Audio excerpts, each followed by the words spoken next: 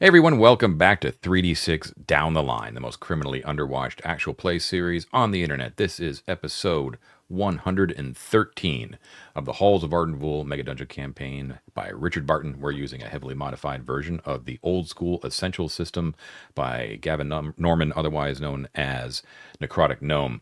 My name is John. I'm the referee for the evening, and going around the horn, we have... Hi, I'm Mike. I return to you now from the wilds of South Carolina. I am currently 80% mosquito bite, and I will be playing Brother Lothar, the 7th level cleric.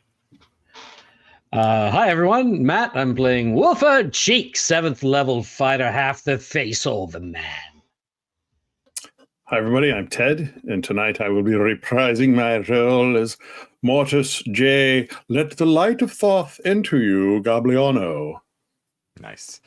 Okay, and we would normally have David playing Upior, the necromancer, but he is dead to us tonight. So we shall continue on without him. There is a rumor that David and I are actually the same person. You never see them in the same room twice. We're be seen together.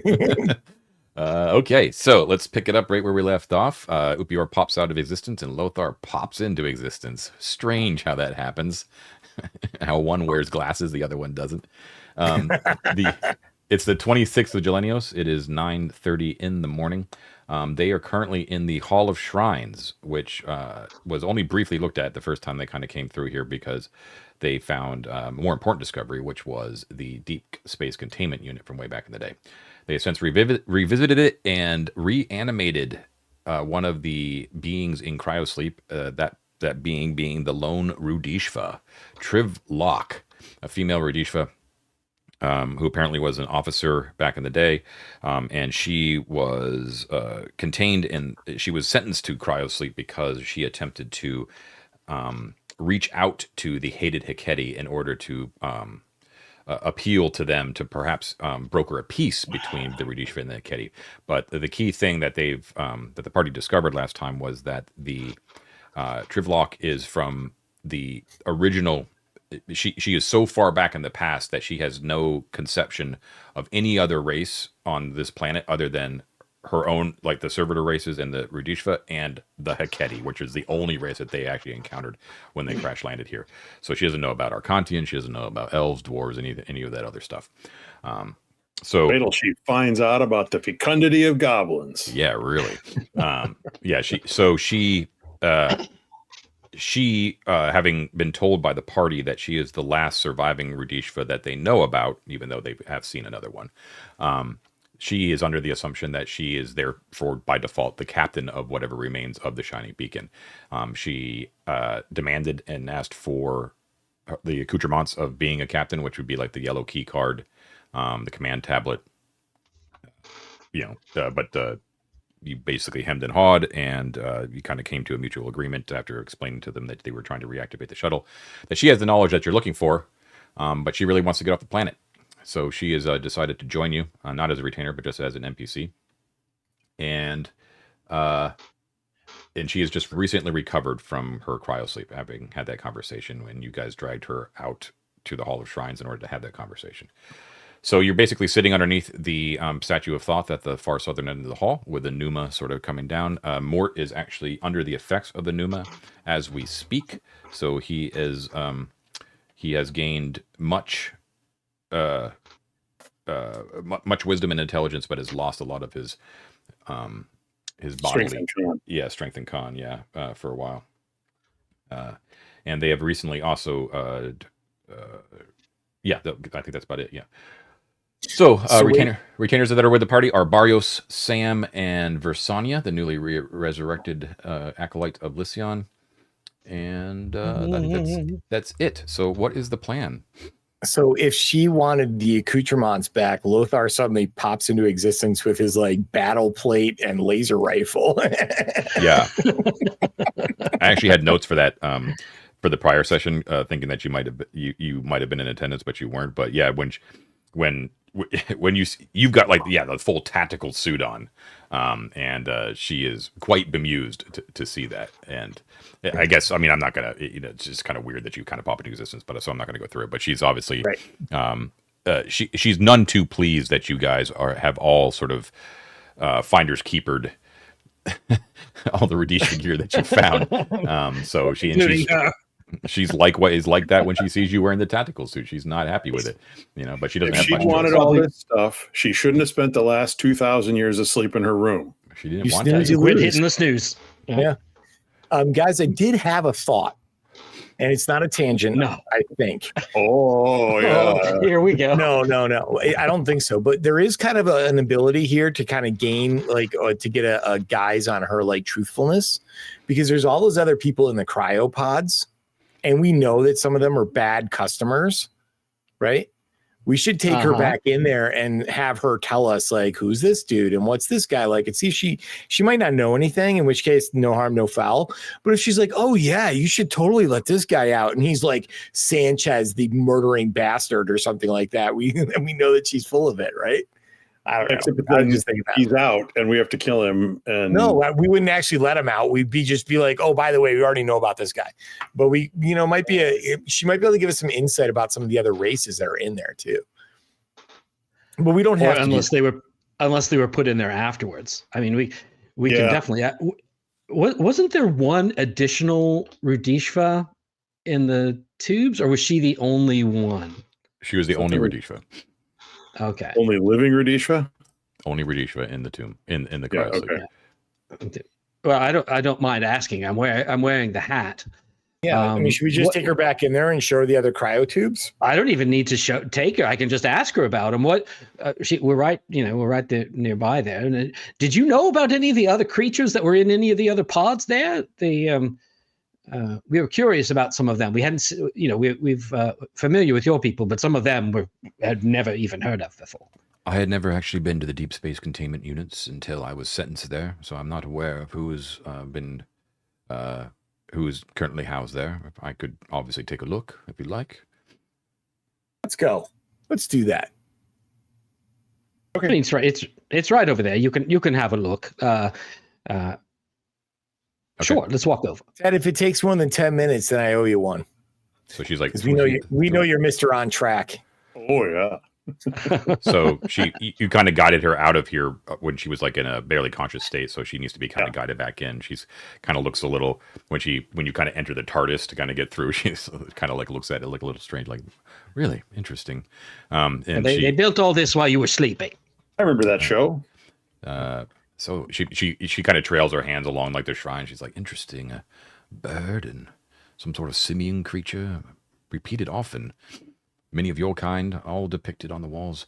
She's just kind of ruminating as she trails her fingers over it. But anyways, you go back to the deep space containment unit. She has no idea what the let's see. Where is it here? So she doesn't know what the Ichor is, the elderly female, the gibbering mouther. She obviously has no idea who an Anaximander is. Yeah, poor Anaximander. But she can tell you that she is familiar with. She doesn't know who the name Baltaj Kopp, but she does know what a Niraveri is. They are. They were an alien race, but they were. She explains to you that they're basically like an alien race that was whose homeworld was about 50 light years away from the Radishva homeworld, which means nothing to you. You have no idea what a light year is, but so they weren't part of the hegemony, but they were a special paramilitary organization. That's what they're most known for. The Niraveri were most all of their members were part of this thing called the Order of Planar Explorers. And they were enemies of the Radishva because, at least according to the Radishva, they were tasked with covertly resisting the hegemony throughout the galaxy. And they were also they were natural explorers, so they explored. Actually, I don't think she would know that. Actually, Triplock. Yeah, so I think it's more that she views them as members of a paramilitary sort of subversive force that was intent on destroying the hegemony. So it's natural for an Niraveri. So if they managed to pick one up, which you guys discovered, it was written that she was captured, that Baltaj Kop was captured over Palagorgos 9, held for interrogation. Right? She explains to you that that's a planet, a system that the Rudishva patrolled, and so they must have picked her up and that they were holding her for interrogation. Right. Likely. Also, Janaka is the Kalyani science Jemadar, which is a science officer. So Kalyani, you already know who they are, a Servitor race. She actually knows the name of Janaka. She knows this Kalyani, I think. Right. Okay. Yeah. So this was one of the few Kalyani who was high-ranking, who was one of the few to actually vocally express displeasure with the decision-making of Captain Leoljor. Right. Now, remember, Trivlock was not aware of the ambush. She was contained before that happened, but it appears that the Kalyani were kind of making their displeasure known early on. She's a science officer too, which means that she will definitely be able to grok the fuel conversion. Trivlock already can. Okay. Yeah, Trevlock already knows that she's So she says. So anyways, point being, summation is that she seems to be on a level. Okay. All right. Anyway, sorry guys. Yeah, quick tangent. No problem. It doesn't seem wise to let these out. It seems like a lot more trouble than it would be worth. Oh, is it one thing that she can tell you? This is actually kind of important that you might want to know. The Ikor. Remember, it was labeled the Ikor of Rimak Isfet. When she sees that, she kind of recoils because she actually knows what that name means. Rimak Isfet is one of the evil gods of the Heketi. Ooh. Oh. Maybe we should not let out the Ichor. Like I'm going to vote for not letting that out. Yeah, like the demon god of the Heketi. Yeah, something tells me we chose wisely. Yeah. Right, Okay. but wasn't she just last week telling us that the Heketi weren't so bad, or that they'd been misjudged? She wanted to go and talk to them, just be like, give peace a chance. Sure, yeah. But they've got demon gods. Like, you don't talk to demon gods. That's like one of the rules. According to Trivlock, Trivlock's whole thing was she didn't see any good end to this war of attrition. She didn't see you know what I mean? Like she didn't see any point in continuing the violence. Like there was no doubt that they were stuck here. Like there was no rebuilding the beacon. And so according to Trivlock, she was just like, why are we continuing to fight this war of extermination? We're never going to actually win. We'll end up like dying ourselves through attrition. So why don't we just try this? Why don't we just try this other method and see if we can kind of come to terms? Like not necessarily like living together, but perhaps like the Heketi have their spot in Arden Vul and we have our spot in Arden Vul, and we don't try to screw with each other. That was her whole plan. Yeah, no, I got that part. Yeah. Okay. Again, demon gods. Yeah, she's perfectly willing to admit that it probably wouldn't have worked, but she thought it was worth a try. Yeah.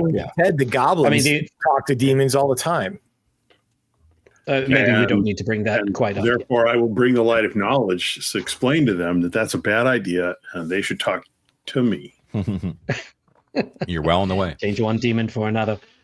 All right. Well, so first of all, let's thank you for clearing that up. We were curious about these people. Do you think it's more kind to just leave them as it is, or is it better to like turn things off? You were in that sleep. Is it a kindness to leave them as they are, or would it be more of a kindness to turn off the life support part? She looks a little torn. Like she definitely tells you that she would be fine with any of the creatures that she doesn't recognize. Obviously, the Ichor, she's like all for just like shutting off that one. As far as actually, the only one that she would have like sort of an issue with would be the Kalyani. But she's just trying to work through it in her mind. Like she doesn't know how she would feel about it. You know what I mean? Like she's the last. I don't know. It's up to you guys. Well, can she tell me whether or not we'd get experience points for killing them if I turned off if I just turned off their pods? I'd say leave the pods be. Leave the pods be. Yeah. I mean, maybe that all Kenny right. one, you want to kill it, but the others, maybe Mort wants to wake him up later after you guys fly away. Bring them into the fold. Teach them the light. That's right. Okay, yeah. You know that thing is not only is that thing evil, but even evil things. I don't really like the idea of just like leaving them to sleep forever like that. It seems like that's how you end up with Cthulhu. A clean end. They sleep too long and wake up. Okay. Right. Matt, clean end. Let's do it. Either put a shot through their heads or move on. I think Ted and I are okay with whatever you want to do. Let's just do it. If that's what you think you want to do. Yeah, let's read the thing. I look at the control panel. I ask her advice, and I do whatever it takes to, pull the plug on the evil Ichor. So just the Ichor. So not like the turn it off and wake them up, but the no, I got it. Yeah. I'm just asking if you're only doing the Ichor though, right? Yeah. Okay. So yeah, you do that one, and it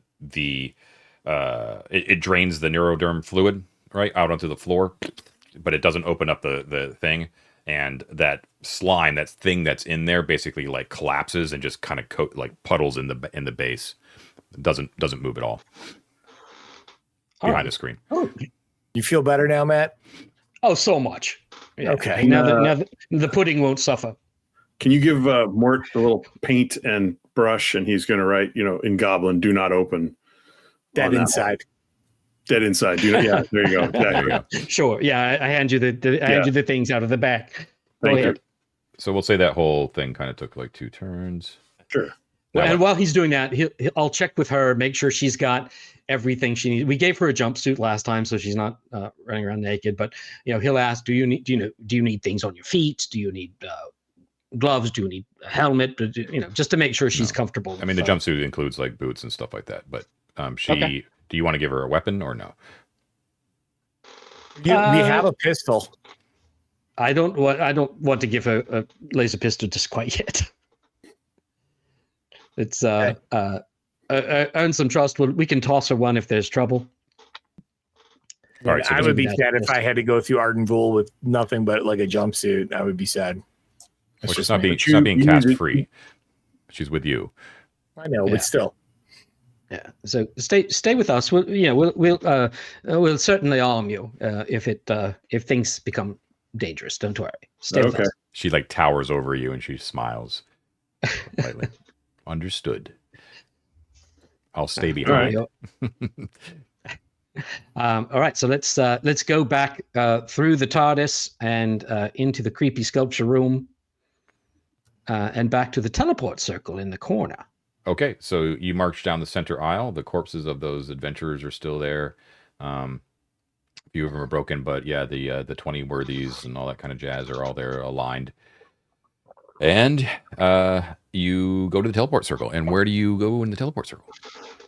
All right. So, Lothar, just to make sure that you're on the same page as what we talked about, we're going to take this the teleport circle back to an old haunt that we all like, Lady Clementia's asylum, and we're going to go back through that whole area, going through the Trials of Arden, and back to the shuttle bay from that way.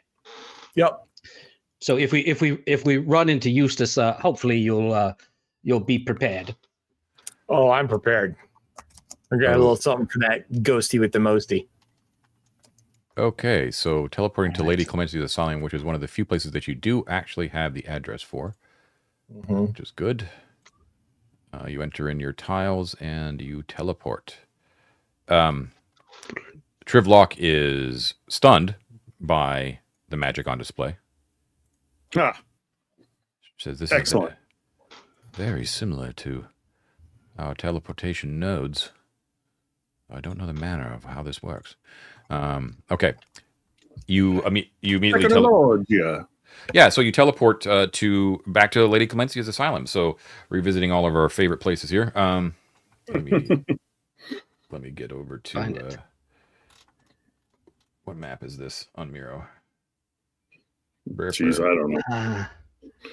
Which I'm super excited to be back in now, since we've found those other maps that seem to connect this, right? To seem to show a much fuller view of that area as opposed to the one little place where we were. So it's the one that says ice chambers on the. Actually, I'll just bring you there. Yeah, pull us all over. Come to Please me. do. There we go. Ooh. Ooh. Man, Fancy. it's been a long time since we've been here. Oh. Yeah. So you guys are right here, right? So again, snow. So the moment you kind of teleport in on the eastern side of this chamber, on this octagonal chamber, you are beset by cold. Like it's extremely cold. You're kind of prepared for it. Trivlock was not. She doesn't like it at all. Neither does Barrios. Actually, who's a lot. Actually, I think I think it's just Mort, right? Who's been here before? Sam, maybe. Yeah. Maybe Sam. I'm not really sure. Yeah. Sam was here. Yeah, she was part of the great fiasco. Yeah. So, so snow and ice covered basically all the surfaces of the eastern half of the 20-foot tall chamber. The west, however, as you know, is dominated by a huge sculpture of a human female. You assume it's Lady Clementia. Warmth is radiating from her visage, so everything's sort of wet on the western side and clear of ice. And there are deeply cut Mithric inscriptions that fill the southwest and northwest walls. You had read those last time. The head is about 15 feet tall, carved in about 3/4 relief, and takes the form of a young, attractive human female with an impressively tall hairdo. I don't remember the inscriptions, John. Can you just read them to us again one more time? Yep, the northwest wall says, "Raised to the purple beside the unconquered one. Her clemency echoes the sweetness of her name." And the southwest one reads, "Let those in need of mercy, those seeking a mother's breast, those in search of protection, beseech her benign goodwill." Okay. And there is a passageway that leads to the north. The teleport circle that you're in is kind of frozen over a little bit, right? Like I think the last time the party was in here, you actually Cleared it. Dug it out. Yeah, you dug it out a little bit. Yeah. It looks though. I guess Mort would be the only one who would recognize it. It looks like it has since started to freeze over again. You know what I mean? So the act of teleporting into it didn't like displace any ice. No, not really. No. Interesting. Yeah. Okay. Okay. Magic. Very cool. Okay. I really wish we had the Gonor vision now. Oh, the Oh, true yeah, to seeing? be able to see everything. Yeah.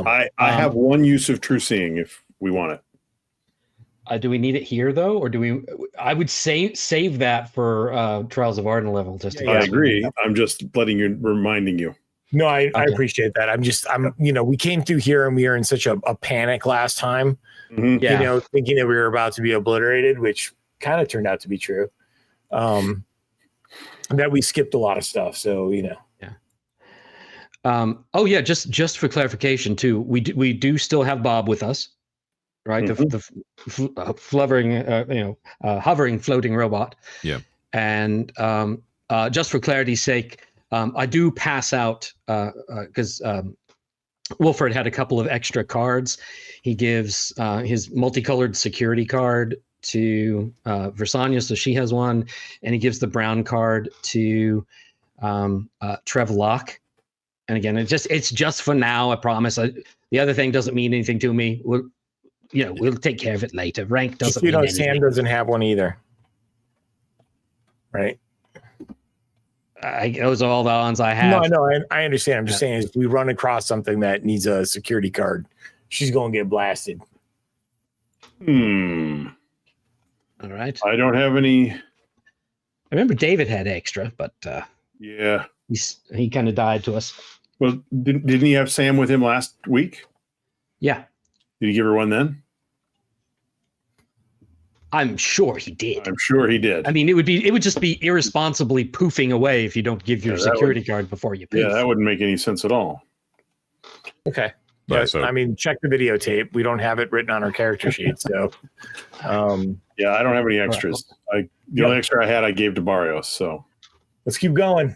Okay, so All we right. go upstairs to the north, and then go west into the octagonal room, octagonal room. Okay. And I can't remember what activates those statues, but we do warn everybody, and Lasagna will take out the coffer of Yakin's bones just in case. Okay. So before you go up the stairs at the passageway to the right, you remember too that you kind of snuck in there real quick, and you saw a lot of things that did not look good. Yes. In there, corpses, frozen corpses, some sort of strange female-clad snow-clad figure in there. Didn't look good at all. So bypassing that again, you hurry up the stairs. In front of you is that door that you know has been basically frozen shut, solid. Yeah. But you had investigated, but I don't think you didn't get through there. And so you head west into that other octagonal chamber. So this is the Fountain of Marius. So the ice in this room was also partially thawed by the party before, in the same way as Lady Clemencia's asylum. This has also started to reform slightly. However, the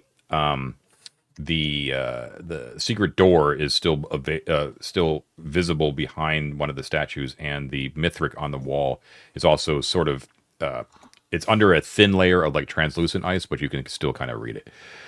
So there is a very thin rectangular fountain dominating the center of the room, about 30 feet long, about 5 feet wide, bookended by two 20-foot tall statues of legionnaires that are holding a gladius in one hand, and then they have a horn, like an Oliphant sort of horn, that is pouring water into the fountain as well from either end.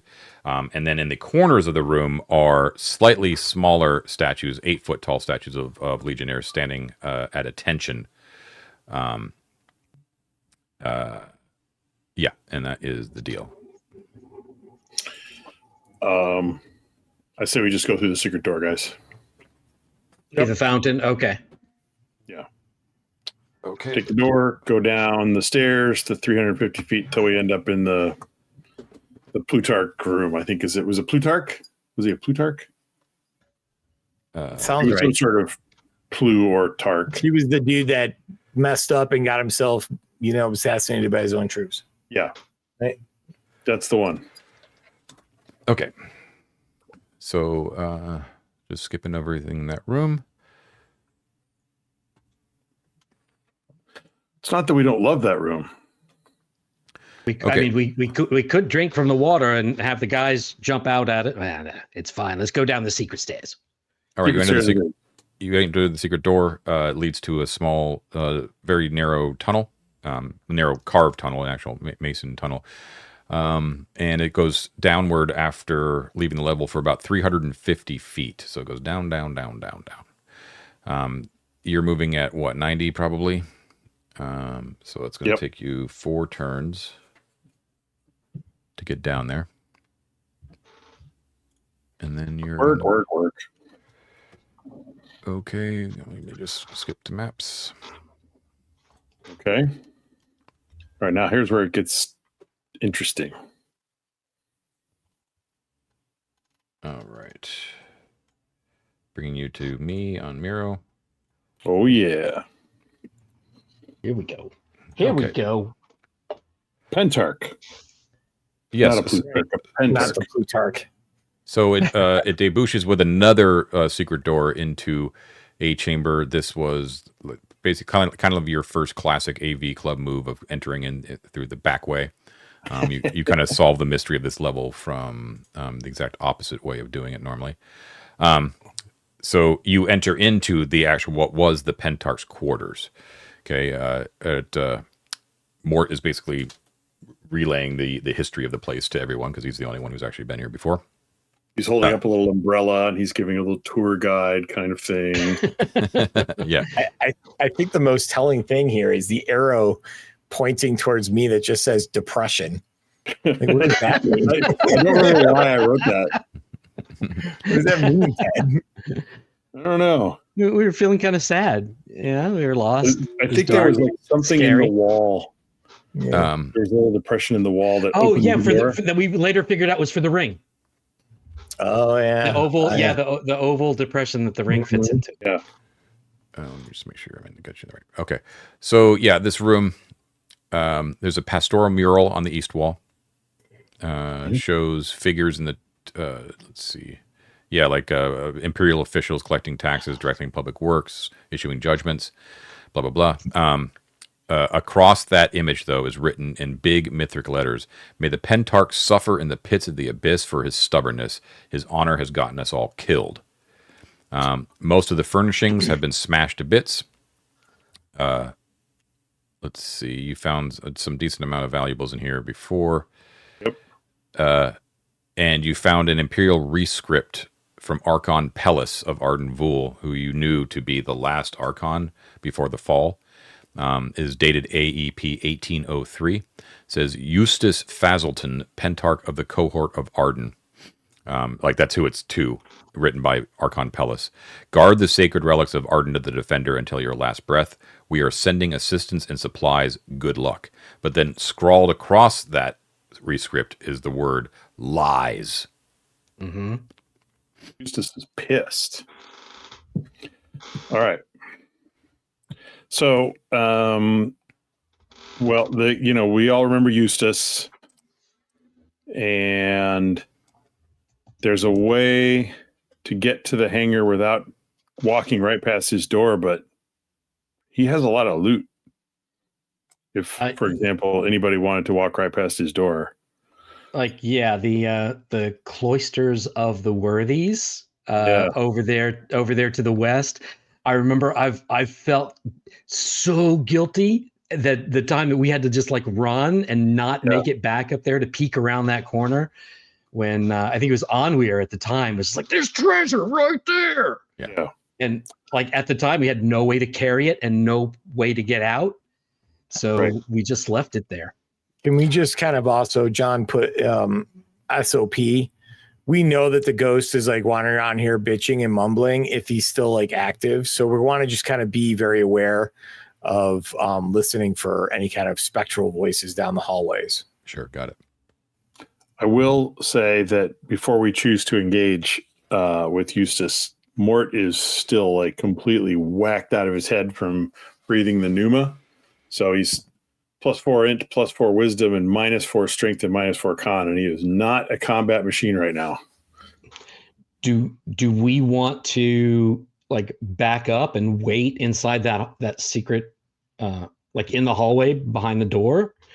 See if there's a chance that you'll recover? No,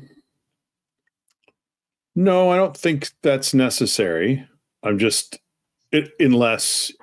the battle plan calls for Mort to be fully combat operational. He has a spell, which is kind of cool, which I imagine will vanish around the same time as his bonuses and minuses if he doesn't use it. So, I mean, it all depends on, I know we've got the Dispel Evil and Yakin's Bones and a few other things, and we're not without abilities, but I just wanted to bring it up. So somebody didn't make a movement not remembering that was the case. We'll have an amazing armor class, which is really all we need you for. Cool. All right. So if we have faith in Brother Lothar, then and I'll go. I'll be up front. Yeah, I'll back you up for sure. Okay. Lothar near me. Yeah, I'll be. It's single file, right, John? We should just assume single file in these corridors. They're 10 feet wide, so you could probably do 2. Okay, so then Mort Wolford in the front rank. I'll be standing behind Mort so I can see over him. Huh? Not Mort, maybe Barrios. Wolford and Barrios. Okay, and you can be right Wolford and Barrios. Then I'll be right behind them, and then maybe we have Sam next to me, and then Mort, and then who's with you? Versanya. And Trivlock. Versanya and Trivlock. Yeah. Put Trivlock in the middle, please. What about Bob? That's a good movie. Oh, Bob. Ahoy! What about Bob? I'm sailing. I'm a sailor. Ahoy! The controller bracelet and Bob Is there any way, like, I think he doesn't have like a camera that you can look at on a screen or anything, does he? No. That would be really sweet if he was. That would be awesome. Yeah. I mean, also his weaponry doesn't really seem to be all that effective against magical Anything with things. supernatural resistances, right? So, Yeah. you know what? Just task him to stay with Trivlock. Protect from Because if behind. she dies, we have to go find another gas engineer. That's true. So We know where we can get one, though. That Janaka is probably capable of helping us. So, yeah, that makes sense. Protect Trivlock. I like it. So where are you going? So you want to go through the hallway that passes the cloisters rather than navigate. I mean, the direct route is to go through the hall of 20 Arcantian worthies, because that's where the little, rock hole in the wall is that leads to the hangar. Uh-huh. So we're actually going out of our way. We are intentionally going to go poke Eustace's buttons if we go the other way. Yeah, you should remember. Maybe- You should remember that the worthies, that hall there, when you were doing that sort of evasion of Eustace, when your back was up against the wall, that Eustace did not penetrate into that hall. Yeah. Why don't we? I mean, if we can get down to the Hall of Worthies, maybe we should leave Trevlock there. Perhaps with Visanya, perhaps with you, Mort, if you're not feeling up to it. Or do you want to come? I think we should all stick together. We just got to do one or the other. So you guys really want to do the Eustace thing, right? Well, Okay. I mean, Yeah, it's not a matter of like, if we were to destroy Eustace, that would be great, especially if we were planning on sticking around AV for a long time, because then we would have unfettered access to this area, right? But I don't really care about, like, losing levels for no reason doesn't sound awesome to me either. So if he comes to us, we have a way to deal with him, at least temporarily, right? But I don't think we should go looking for trouble. However, I do like Matt's idea of getting treasure. So let him keep Treasure is pretty good. let him keep the stuff in his toilet bowl seat in his little throne room, right? But there was that whole other room full of shit that we never got. That's where I want to go. And I'm right there with you, buddy. I'm right there with you. All right, so let's do it then. Let's go get that shit. And then if he tries to get rough, we'll get rough back. All right. So Versanya should have Yakin's bones out. I don't know if they'll help necessarily with him that much, but I mean, it's better a +1 or -1 or something like that. It's can't hurt. and if they're in the back, they're the closest to running. And when we get down that hall, we can point the door to run to if there's if it gets bad. That's protection from evil 10 feet, right? Where is that? Let's see. I think I've got it. I found here. it. Yeah. Okay. Let's see. +1 bonus save it throws against attacks or special abilities. gonna have to fudge up a little bit, creature. Yeah, enchanted, constructed, or summoned creatures are prevented from making melee attacks. Got it. Okay. All right. So yeah, Yakin's bones are Versani is holding the fourth, and you exit out through the already sort of ajar door to the west, right? So you see the map there. And I guess we hear nothing so far. You hear nothing. Everything is very quiet. Does not look like anything else has traversed through these corridors since you were last here. You immediately hook to the left, and you're at that T intersection, and you're going to move to the west there, right? Instead of going south? Yeah. Instead of going the safe way? Understood. Okay. Well, when you put it that way, John. You don't give a kid a BB gun and expect him not to shoot stuff. Well, actually, going south would just lead to a dead end anyway, so it's fine. So, yeah, you had left. You know that this you're entering into what was sort of like an area, like a pretty cool place. Do you anything at the door? Door's shut. Before we go through that door in kind of whispered tones, I'll warn. Well, I guess I haven't seen it yet either, but I've heard the stories, right? So we can warn Versanya, we can warn Trevlock that there are going to be some, dead bodies. They've been seen before, and to remain very quiet because there's this, there's potentially this spirit on the loose that we need to be mindful of. This room, if memory serves, also we thought that perhaps, like, if you touch the treasures on the tables, the statues smash you. Was that right? Yeah, there was evidence like that. I think that there was like some goo on their weapons, and Yeah. So we should definitely budge up around Versania, in case we accidentally do something to activate a statue. Okay, right. but otherwise, if we yeah. otherwise you enter into marching order. Yeah. Okay, so you open the door. Beyond is the room that you see before you. It's quite large. It is basically there's two main sections. So there's the antechamber, which is you're in now, and then there are two passageways to the north that are divided by a large statue that lead into the reliquary itself. So the antechamber that you're in is about 15 feet tall.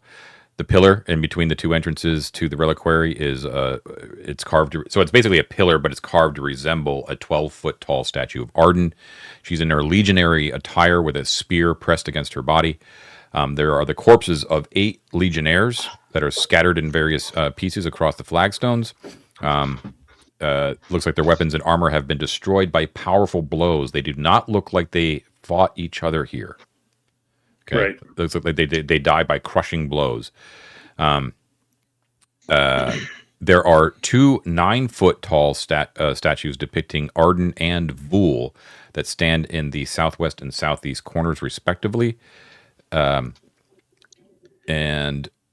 that is the deal. So, yeah, everything beyond is sort of beyond your sight and vision right now to the north. All right. So if we enter into the room and tread gingerly without touching the corpses of the statues or anything else, we should be able to just walk right out the south corridor. Yes, there is a corridor that leads to the south, yeah. And we like lend an ear and peek down that hallway. Do we hear or see anything? Nope, everything seems normal. Yeah. I guess it is normal. We've done this every day for the last 2 months. This is the new normal. So are you going south or are you going into the reliquary? We never did really determine whether the relics in the reliquary were real. Remember, we speculated that they were false relics and that the real ones were off the cloisters. This would be a great place to have the that circlet, right? I could use my true seeing. I think it lasts for where'd it go? It lasts for, well, I don't know actually how long it lasts for. I just have it once per day. The Mask of Toresis, John. Duration of the spell, probably, however long that spell would normally last. Yeah, so that's it's not very long. It's one round per level, so very fast. Does nobody have just detect magic? Just a spell, detect magic? I do not. Oh, you know what? Wait, Versan is going to try a thing. She has, as part of her acolyte skills. I mean, once she takes a nap, she'll be even better at this. But she has a 1 in 6 chance of being able to detect magic, just through her belief in Lysion. Okay, seems legit. If you don't mind, I'll just give that a quick roll here. Sure. What's the range for that? 1. That I don't have, but it doesn't matter because I rolled a 4. Okay. All right. So it's up to you guys. If you don't think it's worth my doing a true seeing, I might save it for when we get around that corner into that room. Kind of what I was thinking. That treasure room. Yeah. See, my suspicion of this whole thing is that it's like those things are a trap. They're maybe there's 1 or 2 real ones, but you touch anything on that table and these statues come alive and they pound you. Yeah. Is anything on that table, John? If we're in the antechamber there and we've got the continual light spells and so on, he can kind of see the tables. Mm-hmm. Is anything in there an illusion? Because he sees that. That's automatic. That's automatic. I'm fairly certain no, but let me just double check because it's a good question. Let's see. No, nothing is illusory. No, everything there that is physical is actually physically there. Yes. Okay. All right. Well, let's go south then. Okay. So bypassing all of that awesome treasure, sweet, moving south. Sean, You gotta do that to us, bro. Okay, so you move south and you go down a broad staircase that leads to another T intersection. Oh, actually, I'll mark down a turn. And now you're at the other T intersection. So this is the point where if you go west, Crunch time. a little bit more dangerous that you assume anyways, going south would actually lead you probably to safety based upon your encounter previously. Well, we should point that door out to Trivlock and anyone else who hasn't been down here. Make it clear. right down there. Yeah. So you want Trivlock to go in there? Mm-mm. I'm just telling her about it so she knows where to run. Oh, okay, got it. Understood. If there's trouble, down this hall. Yeah. She's, by the way, I'm like, she's fading into the background, but you should always kind of be aware of her presence. First of all, because physically she's quite large. She's about 8 feet tall, right? So she's easily the largest sort of almost obvious party member. And also she is constantly, because she's in the back, but she's also kind of always trying to catch up to you because she gets distracted by everything that she sees because it's all new to her. Like this human civilization is all new to her. So she's This wasn't here yesterday. yeah, she's just you can see that she's just sort of drinking in that she has a real sort of desire to learn. And she's kind of taking it all in. So she's always she's a little irritated that she's sort of being rushed as you guys are moving through here. Yeah. Matt, I'm curious, is Wolford going to hit on this one too, or is he really dedicated to his lady love back in Gosterwick? Well, I don't know. Let's see how severe she is. He does seem like a kind of a tough cookie, All right. Yeah. A tough nut to crack. Yeah, those are the sweetest. Okay, so you point south is safety, and then you go into danger. Sweet. Yes. Let's peek around that corner carefully first. Back when we were vulnerable to everything and we cared, we did stuff like peek around corners and listen. We should peek around a corner. Yeah, exactly. All right, so I did say we were listening. Peeking around the corner, listening carefully. Your senses detect nothing. Everything seems totally normal. All right. Mort's dark vision illuminates nothing for 60 feet, but it does, it does reach as far as that next intersection, which you know is there. Nothing's there. Actually, Barrios, because infravision as well. Okay. So if you want to wait here for a second, he'll step up 40 feet or so and see if anything pings on him. No. Okay. Nope. Okay. He'll come back and bring everybody up. Okay, cool. So now you're at that first intersection there. So that leads to some. Before we enter that and look around and peek and. Yeah, everything seems fine. Doors are all closed. Okay. Okay. I mean, I can't actually remember if you guys, because I know you went into these rooms, so I'm not sure if you actually left the doors open or not. But they're in the state in which you left them. Let's put it that way. That's good enough. Yeah. I say we move forward. I say we do too. Okay, turn. It is now 11 a.m. Just so you're aware. Now you find yourself at the intersection where you can go south along the corridor, but there are two double doors in front of you, which leads to the is it cloister? I think it's the cloister. Chapter house. Yeah. The chapter house. Oh, chapter house. Yeah. Which I believe chapter house, cloister. Now, it's all very monkular. This is where Breggy made a big mistake. Or was it Gorand? It was Gorand. Gorand. Yeah, Gorand. Gorand. Yeah. So this is where Eustace was reanimated. You know that his corpse is beyond those doors because the corpse was definitely left there. Very interesting room beyond. So, but the doors are shut. The way it's shut. Listen at those doors very carefully. Okay. Silence. Any movement to the south before we start on the doors? Anything pinging down there in provision? Nope. Okay. All right. I don't remember the doors being trapped at all. I remember we were able to just sort of waltz right in. Yeah, we opened and closed them before. Abra la puerta. Right, let's do it. Okay, so if Lothar, if you're ready, I'll shield up. I will open this. Be ready for a moment such as this. Okay. Can you open the door? Wolford will open the door. Okay, opening the door. Octagonal chamber, 20 feet tall, fine ribbed vault. I remember it's all like wooden here, right? There was a couple of rooms that had like kind of wooden paneling, which made it very different than the rest of Arcontian stonework, right? Set into the walls are 20 stone stalls, one for each member of the Defenders of Arden. Directly across from you, across the entire room, the two seats, or one is for Arden and one is for Vul.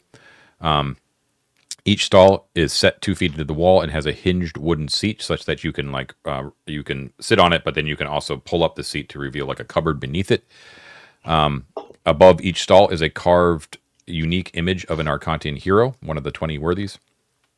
And you had also determined that the one that depicted Phocion the builder, the great architect of Arden Vul and the pyramid and all that kind of good stuff, that was the one that had the secret door that led into what appeared to be like a treasury that Onweir had sort of slipped into whenever shit hit the fan.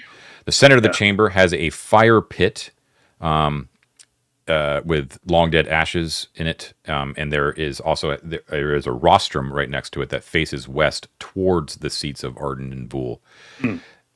On the seat of Vul, there is a toga-clad, desiccated corpse that is sprawled across the seat, which you remember from last time is obviously the corpse of Eustace Fazelton.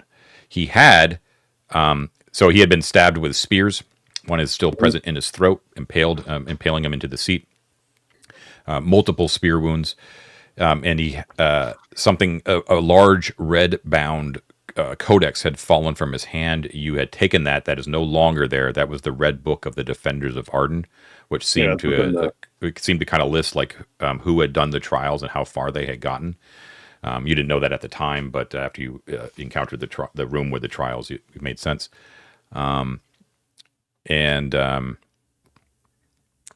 can barely hear, just at the edge, like the edge of your mind, at the edge of the chamber, basically, you can hear just a slight whisper: "Protect the relics. Don't let them take the relics. Duty is honor. Honor is duty.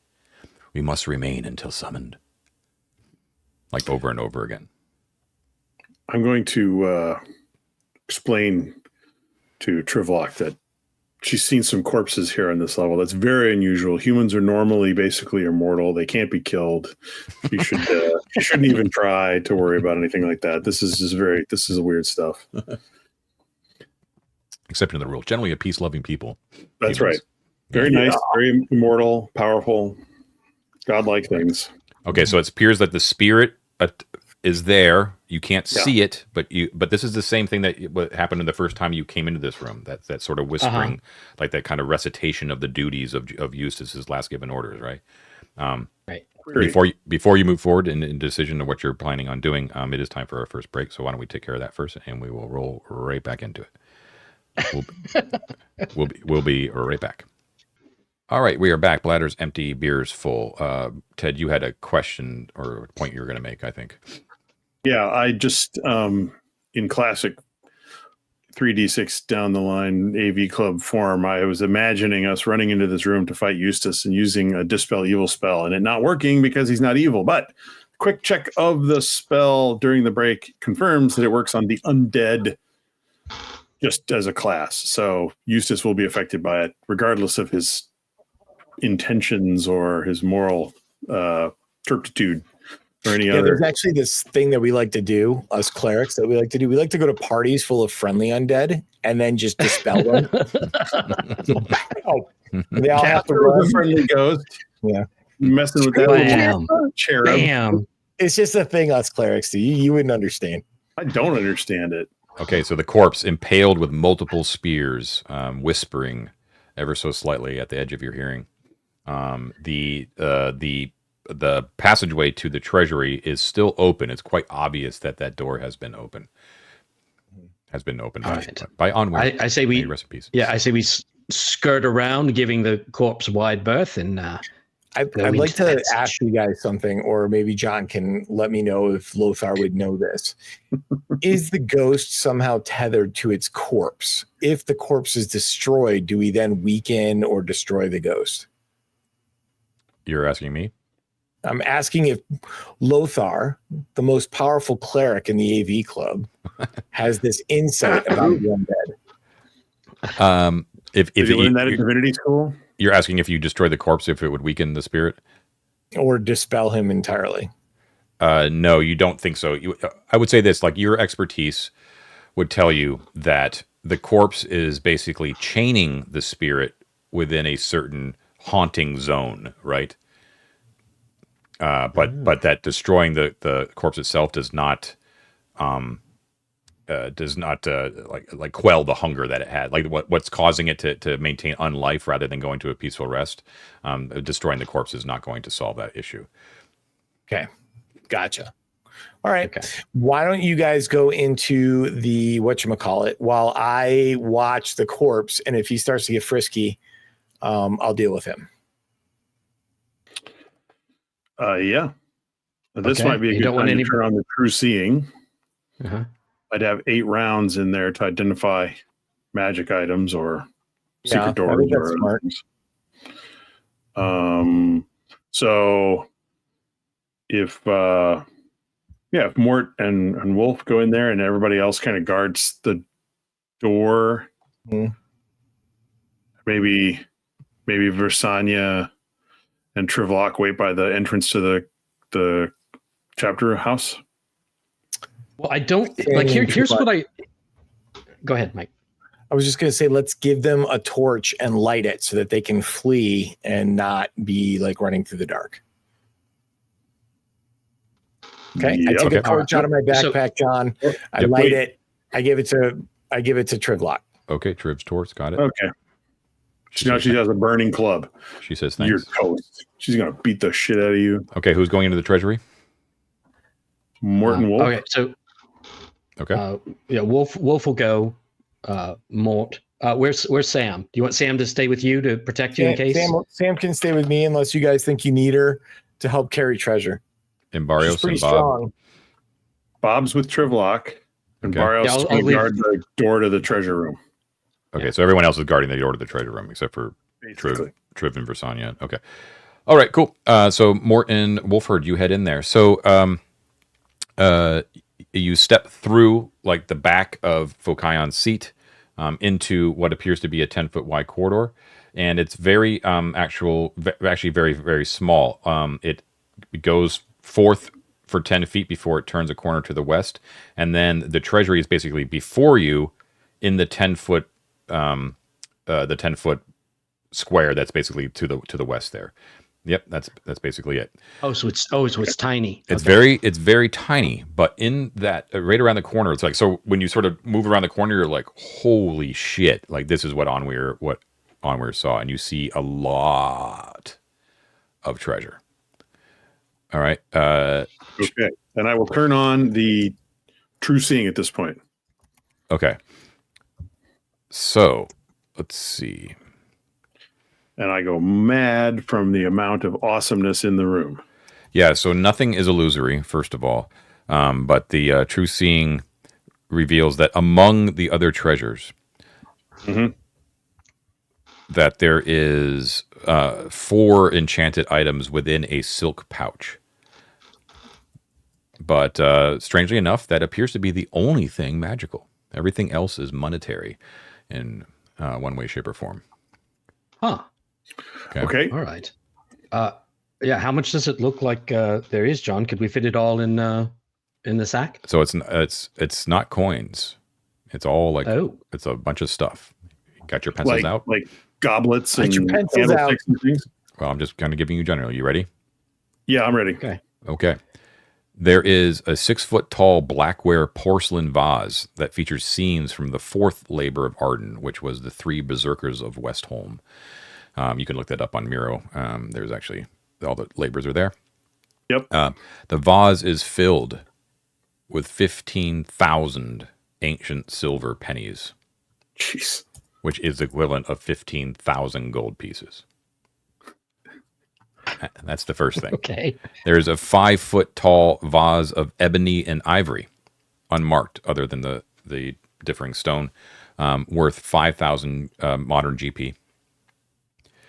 There is a pair of painted steel novelty andirons. You know what andirons are? Yep, you go in a fireplace. That's right. They're kind of cool because they're novelty, because the andirons on either end of the andiron is they depict Arden in Vul, like wrought in iron. They are worth 250 gold. As a pair? As a pair, yep. There's a battered bronze cauldron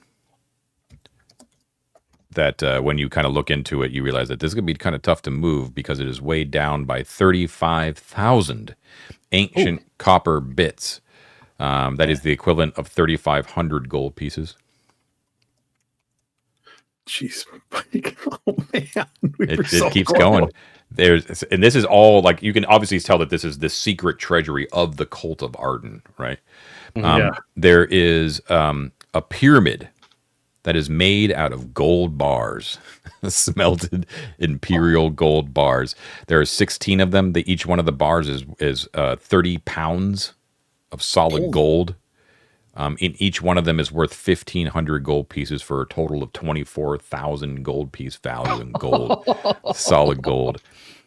There are two valuable sort of in the before time when we would have called these Oriental style carpets, Asian style carpets.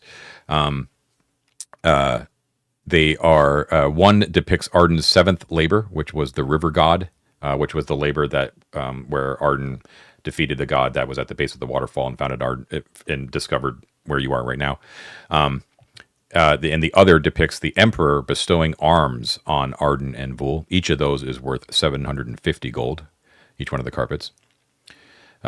This one actually probably dominates most of the treasury. There's a large-sized Arcantian chess set. Each of the pieces are 2 feet tall, so quite big. So 32 solid ivory pieces. The pieces represent Arden, Vul, and other figures from the 20, and legionnaires as the pawns.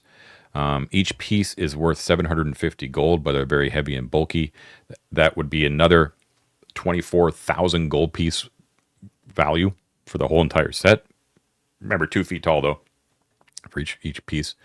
There's a silk pouch inside of which there are 4 of the tokens of Arden. That's what is magical. Okay, those are those tokens that opened up some of the doors and things like that. And 2 rings of Arden. One of those rings, the rings are obviously remind Mort of whenever Goran took one hastily and caused shit to go down. This is different than the ring that we found that opens the doors in the trials area. No, that is the same ones. So there are multiple of those. There's multiple, yes. Interesting. There's 2 more right here. There is a basket of woven reeds that contains 150 small gemstones, each worth 15 gold for a total of 2,250 gold piece value. It looks like the basket would be worth a lot of money to a specific collector of ancient imperial housewares, but basically worthless to anybody else. There is a wooden box that holds 6 pounds worth of incense, 50 gold pieces per pound. So that would be 300 gold pieces value total for the incense. And then there is 10 doses of what looks to be, I guess, let's see, who would know? I think Mort would probably be the most likely to kind of pick up on this, that it's a drug that is actually like a powder that is actually like a narcotic drug called Gethite lotus powder. And why would I know that? Just because it's like it's a common like street drug in the Empire currently. Has been for a long time. I am a former legionnaire, sir, not some common conscript. So the total treasure value of everything in the room is 75,800 gold. Whoa. So that's a lot of money, which means little to you right that. now, but it's also a shitload of XP if you can get it back. Okay. So tangent. Well, here's what I'm thinking. There's a good chance that if we don't touch the pouch and we don't touch those rings, because the Arden's ring was what set him off before, and he keeps saying, like, don't touch the artifact, protects the artifacts. if we just leave those without touching them, Right. I think we might just be able to walk out of here with stuff a fifth at the most of this. I mean, this is right. And if we can just get this into the what's that hallway called? The hallway of the worthies, where he doesn't go anyway. Right. Like if we can pop. Yeah, I see what you're saying. Like right? bucket chain it kind of thing. But we don't have either of the rugs with us right now because I think David's carrying those. So yeah, David has the rugs, but we don't need them. Like we can Wolf is strong enough. He can carry, I think, that big, like the big, one of the big vases, right, with the coins in it. Right. Not the one with the 35,000 copper, because honestly, right, not that one. Okay. Yeah, but the that first one, right, with the 15,000 pennies in it. It was only 5. Oh yeah, no, it was 30. Yeah, 15,000 gold worth of like coin. a 6 foot tall vase, right? He might be able to pick that up with his belt, right? And we carry that in, set it down. If picking that up doesn't set off Eustace, that's a good sign, right? So then we could just go through and take everything of value and leave that other stuff untouched. He might not ever wake up. Right. I think John, it's worth trying, dude. I think it's worth trying, but we should just focus on the most expensive stuff, right? So, like the gold bars, for instance, right? The gold bars are probably worth the most. 24,000 looks like the total value of the gold bars is 24,000. But there's 16 and they're 30 pounds. Is 24,000. But those should fit. Those should fit in the sack. The gold bars should fit in the sack, and that wouldn't. Right. How many slots is each gold bar, John? Is it just one? Let's see. They're 30 pounds each. So I would just say, like, from sheer weight, that they would be 2 each. So there's 32 slots of gold. The sack will hold 50 slots, as I recall. Yeah. There's 16 30-pound bars. There are 32 chess pieces. No, I'm sorry. If each bar is 2 slots, John, there's 32 slots worth of gold bars. Oh, yes. I'm sorry. Yes, correct. Mm-hmm. Yeah. So the gold bars could go in the sack along with some other stuff. Or they're probably it's a lot of back and forth walking, but they're not that hard to move. Well, what do you guys say? Why don't we try this? Let's put the gold bars in the bag and see if just that, without touching any of the things that we suspect, right? Let's just do that.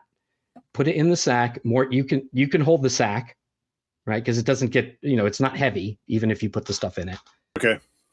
And I'll have Nonus out and ready when we put the bars in, and we'll see if that wakes up Eustace. Mm-hmm. Yep. And we'll take it over to the Hall of Worthies. Yep. And then repeat that 2 or 3 times. Yeah. I guess. Yeah. I mean, let's see what happens. Until we can get a teleport carpet. Okay, so you're putting all of the 16 bars into your sack and then stepping back out into the room. Yeah. Although I would say, if we can take anything out of here without Eustace freaking out, then there's no reason to take anything out of here until we have the teleport carpets. Because, but let's do something. Like, we're not coming back here. We're not coming back. Let's take the stuff, man. Yeah, let's just honestly, if we can get the chess set and the gold bars, that's like 50,000 gold worth of stuff, right? We should take the gems as well. Yeah. And then like the vases and stuff like that are cool, but I mean, honestly, from a logistical standpoint, like I don't know how we carry those. Like if you were to pick up the vase, John, that's full of like the 15,000 GP worth of silver pennies, how could a person do that? Like what would be your thought? Only Wolfhard would be able to do it, and he'd be kind of like because of the belt. Right. Yeah. He'd be like low movement rate and all that kind of stuff. Yeah. Would 2 people of fairly high strength be able to carry it? Yeah. Mm-hmm. But you'd not be able to do anything else. Movement would be down to 60, blah, blah, blah. Yeah. Okay. I mean, That feels fine to me, right? Because the 35,000, copper pennies is 3,500. The 15,000 GP in the base, that's another almost 20 grand, but it doesn't feel like the juice is worth the squeeze, So well, let's see how much this squeeze costs us. Start with right? the gold So bar. Fine. Let's put the gold bars in the bag, right? Mm-hmm. We can do that. More, you're holding the bag Right. now. Little Enjoy. more giant sack. Two Comedy hands. And Wolford has he'll be down at 90, but he's at 90 anyway. So he's got 2 slots just in his pouch. So he'll put in the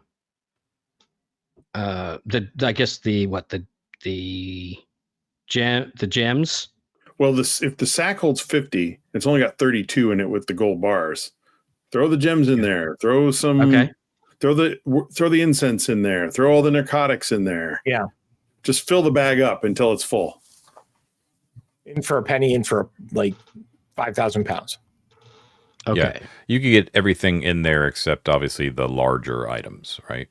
So no chess pieces, no rugs, All right. no vases. Yeah. Are the chess pieces each one slot? No, they're 2 feet tall. I mean, they're big fucking things. You know what I mean?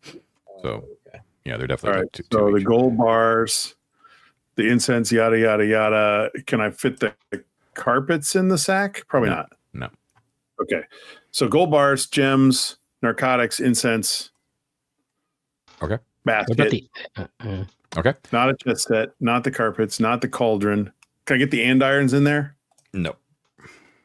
Okay. Then the bag is basically full. Got it. of Okay. the So loose stuff. Okay. you leave the other stuff there, and then you're going to step out past your companions and back into the chapter house, right? Yeah. Right. So Wolford will have Nonus out. Okay, Those are the big 9 ass. lives dealer. Cool. So you step back out into the chapter house. The moment that you sort of pass by your companions, you hear an unearthly shriek and wail from the corpse. Traitors! Thieves! And a wispy black incarnation of Eustace Fazelton rises from the corpse. Mort, you recognize it immediately, just 2 red pinpricks for its eyes, and a wispy black gladius kind of extends from its clawed hands, trailing just wisps of black smoke as it moves violently towards the entire group. Trivlock versus Sanya, and Bob doesn't react, of course, but they are like all their eyes widen, and Versania immediately puts a hand on the door behind her as it rushes towards the rest of the group. So This is what I was waiting for. Like I said, I was ready to go. So is there any chance that we get a free round here? yeah, that's fine. Okay. Guys, you think I should try and turn them first, or should I just do the big spell? No, because if your turn doesn't work, Just do the big spell. the spell All right. will just work. John, I'm just going to cast the spell evil on him then.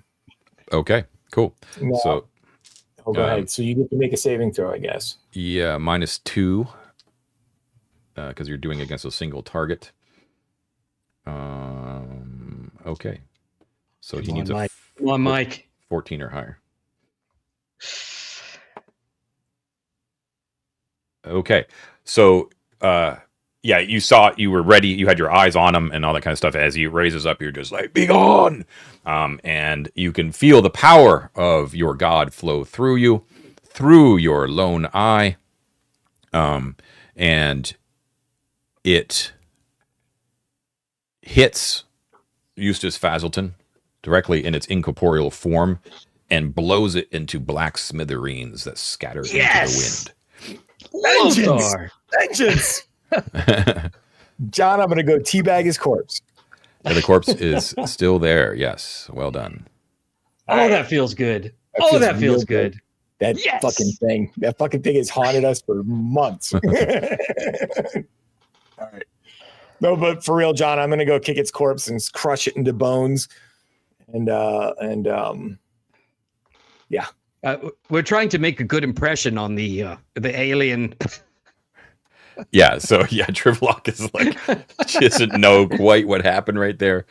She sees the follow-up, and she's kind of been piecing together like what human civilization is like. She just watched what Lothar is doing, teabagging a corpse after casting mighty magic and then crushing its bones. You have done very little to endear yourself to Trivlock as far as an entire species. Let's put it that way. Well, I tell her this. This is a way to honor our dead. Is by grinding them into paste. She raises one hairless eyebrow at you, and just crosses her arms and watches. I'm lying, but he was really bad. He was a bad person. this is one of those things, though, man, where you can never tell people how bad it would have been if you hadn't blown up the undead, teabagged its corpse, and then destroyed its skull. Like, you can't prove that. It certainly didn't seem like it was going to be friendly. So thank you for saving my life. Well, more than your life, your soul. Indeed. Have you accepted Odin as your Lord and Savior? Well, I definitely do think that was worth exposing your genitals on top of that corpse. Yes. Is she impressed? If that is the custom of your people. It was more of a metaphoric teabag, John. Like it happened, but I wasn't disrobing to make it happen. All right. Anyway, guys, that's amazing. I feel really good about that. Yeah, that's awesome. That was amazing. All right. Loot up. John, I'm going to kick open the toilet seat he was guarding and get the shit out of there. Right. Yeah, Mort goes back in and gets the little enchanted items out of the silk pouch. You know what this means, though, is that if this stuff was all just like mostly monetary loot, that means everything up in the other room is probably actually Arden's armor and weapons. You're running up there while your true seeing is still going on. Yeah. Run. I get 8 rounds of it. I'm not sure how much is left. Run. You don't have any of that left because it took you a long time to load up all the treasure into the. Yeah. Okay. 8 rounds, not 8 turns, right? So it takes you a little while to figure out the Arden seat. So I don't know if you remember, but Vul's seat was where you had to turn the head. You turned the head 90 degrees. Yeah, Vul's, you actually have to depress her left eye, and that causes the compartment to pop open. Inside there, unfortunately, it's not that great. The only thing in there is another ring of Arden. Vul's seat had a ring of Arden, plus it had a scroll of the Liturgy of the Strong in there, which I believe you still have. And it was taking the ring Vul's ring that caused Eustace to animate the first time. Put that ring back though, like immediately, or we did, and it didn't make him like he didn't care. Yeah. He didn't even care. Right. So now I'm just going to take that ring and I'm just going to wear it, John, as like a symbol of my dominance over the undead. Okay. I say right before I'm eviscerated by skeletons. I know it's going to happen. It's non-encumbering. Make sure you write it down on your thing. Also, remove that torch that you gave to Trivlock. I already removed it. So I'm going to go back in and take the pouch with the 2 tokens and the 2 rings. Okay, cool. And I'm going to put a ring on myself. That's I'll take. I've already got one. I've already got one. Oh, then I'll take one and I'll give one to. You know what? Why don't we offer one to our new friend? Is it big enough to fit her? It is, yeah. She has very long, spindly. Like here, as a token of our friendship. Ah, thank you. She looks that over. So you remember it's comprised of it's a heavy gold band, has an oval disc of gold on the face, and an intaglio of amethyst. The intaglio contains a inscription that says "Nunc defensus est." Now she must be defended. And it depicts in detail Arden the Defender in the same pose as the Colossus on the side of the cliff, kneeling with sword in hand and outstretched palm in the other. It's pretty badass, actually. There's a tiny little David's character on the palm of the hand, and with a ton of rope. He goes up and down. We'll further take one of the rings to keep. See, now look, we have buddy rings. Okay, so the only thing that of high item that we can't get is the chess set, right? No, all the big vases full of money. I got that, but I mean, you know what? I can carry one of those. I'll grab one of those and struggle over to the Hall of the Worthies. Yeah, but I'm wondering. It's safe and we have time. Let's just do it. I know, but I'm wondering if the chess set is not worth like more of that than I'll walk down the hall and get it again. Right. Like right. the chest can take 1, 2, 3, 4, 5, 6, 7, 8, 9 slots. What is the overall objective for all of the treasure?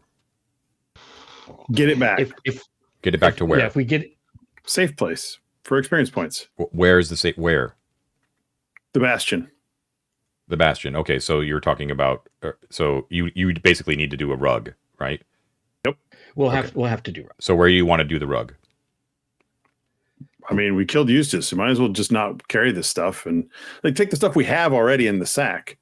That's fine, but we'll come back for this stuff. Yeah, I'm not worried about the vases so much, but the chess set I'm just like confused by. Like, I know there's so many and it's so big. Yeah, 2 feet high. So, but how many slots is each piece worth? That's all I want to know. 2 slots.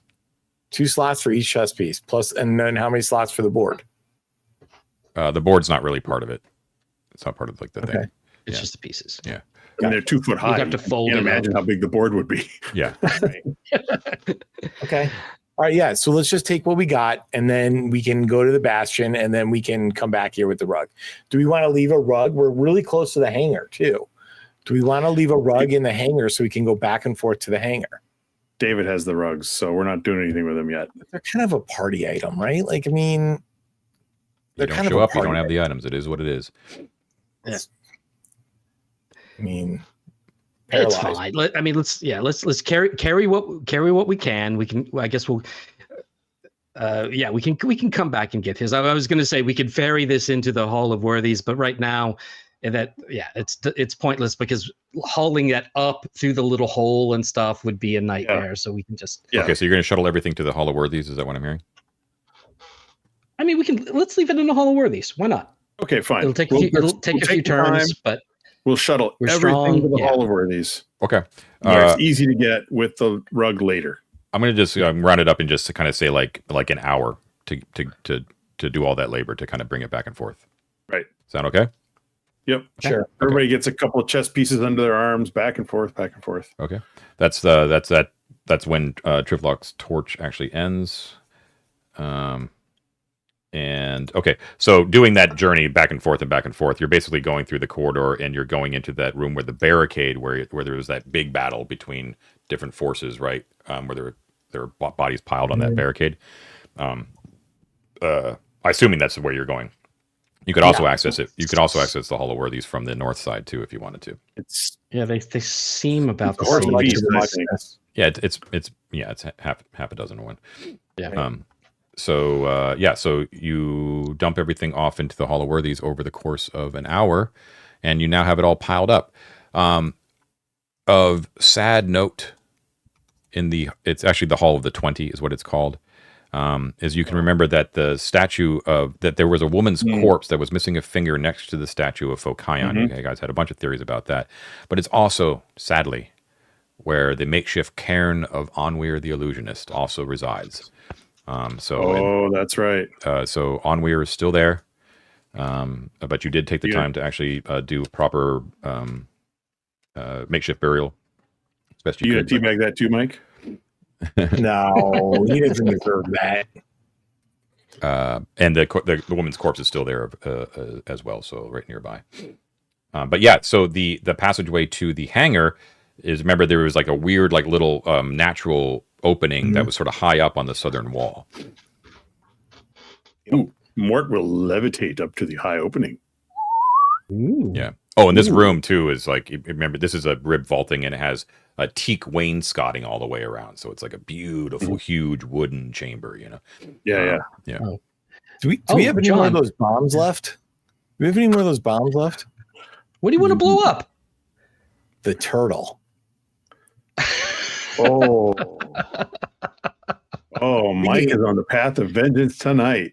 Hey, dude, when have I not been on the path of vengeance? Honestly, we take a suckling pig out of the sack, we gut it, we put the bomb inside, we lure the turtle to eat the thing, and then we detonate it. Mike, literally, what did that turtle ever do to you?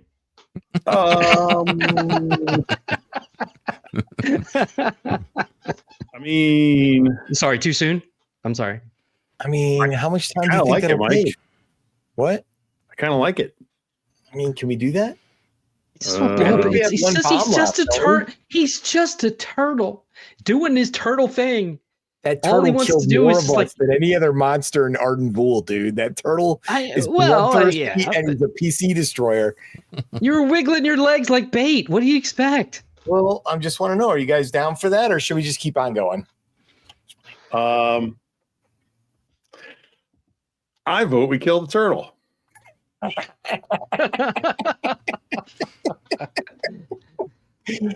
right. I'm trying to explain to the alien how we're basically good people. Yeah. Yeah, wait Super till she good. sees this turtle, man. It's gnarly. Bloodthirsty, I would say, but good. It's yet to be determined. Come on. Give me a pig, Wolford. All right. Well, first we gotta get the gold out. Shakes the gold You out. don't. You just pull shit out. It's an inner. No, you can't use if it's filled with stuff. You can't pull stuff out of it. Oh. Yeah, that's true. It's the rules of the sack. You must respect the sack. Well, let's do something easier then. Is there a party member we don't like that much? Because I can do the same thing with them. No, it's fine. It's fine. We take the gold bars out, and I pull you. It doesn't have to be a live pig. You could literally just get a ham out of there or something. Okay.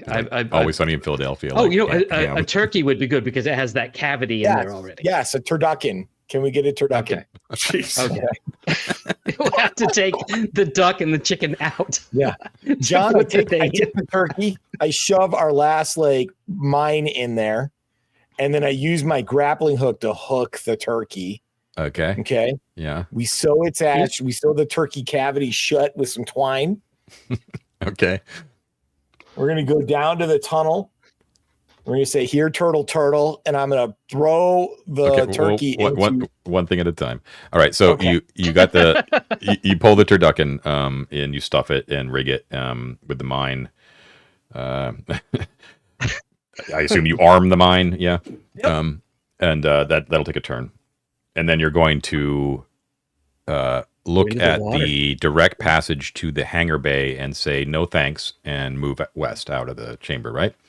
Just checking. Exactly. Okay, good. John, I'm a man of the feud. You know this, man. You know this. To be fair, we all did one. Mike gets his. Mike gets his, Mike gets his his tangent. Okay. Okay. Can I suggest, Mike, if I'm not mistaken, we can get inside Arden's head and shoulders in the middle of the lake, which might be a great place to go fishing. Yeah, you don't want to go down those stairs because then you're in the water. Yeah. Okay. And just it would be more funny if you did. Nose, right? We can just dangle it outside of Arden's nose. Yeah, we're moving at 90, right? 1, 2, 3, 4, 5. Yeah. Okay, so it's going to take you 3 turns to get to the Trials of Arden. Mm-hmm. Okay, so now you're in that, the grand room, like the center of the whole kind of place, right? Yeah. It is a 20-foot long hall, brightly lit with continual light. So everything you can see here, okay, supported by 12 pillars, 6 on the east, 6 on the west of that central sunken area, which is where there was the Azure Knight, remember? And that's where you found Oculos. The whole, you remember Oculus kind of gave you when it was owned by the Knight, like the trial that he went to, you kind of got those sense impressions and all that kind of stuff. The north and south walls features elaborate, well-preserved frescoes illustrating iconic moments from the 12 labors. And there's an inscription in giant 2-foot tall, silver-filled Mithric letters that occupies a central portion of the north wall that says, "Only the worthy should seek to emulate the deeds of the great defender. Choose wisely." Each one of the pillars has a Arcantian numeral in it that's numbered from 1 to 11.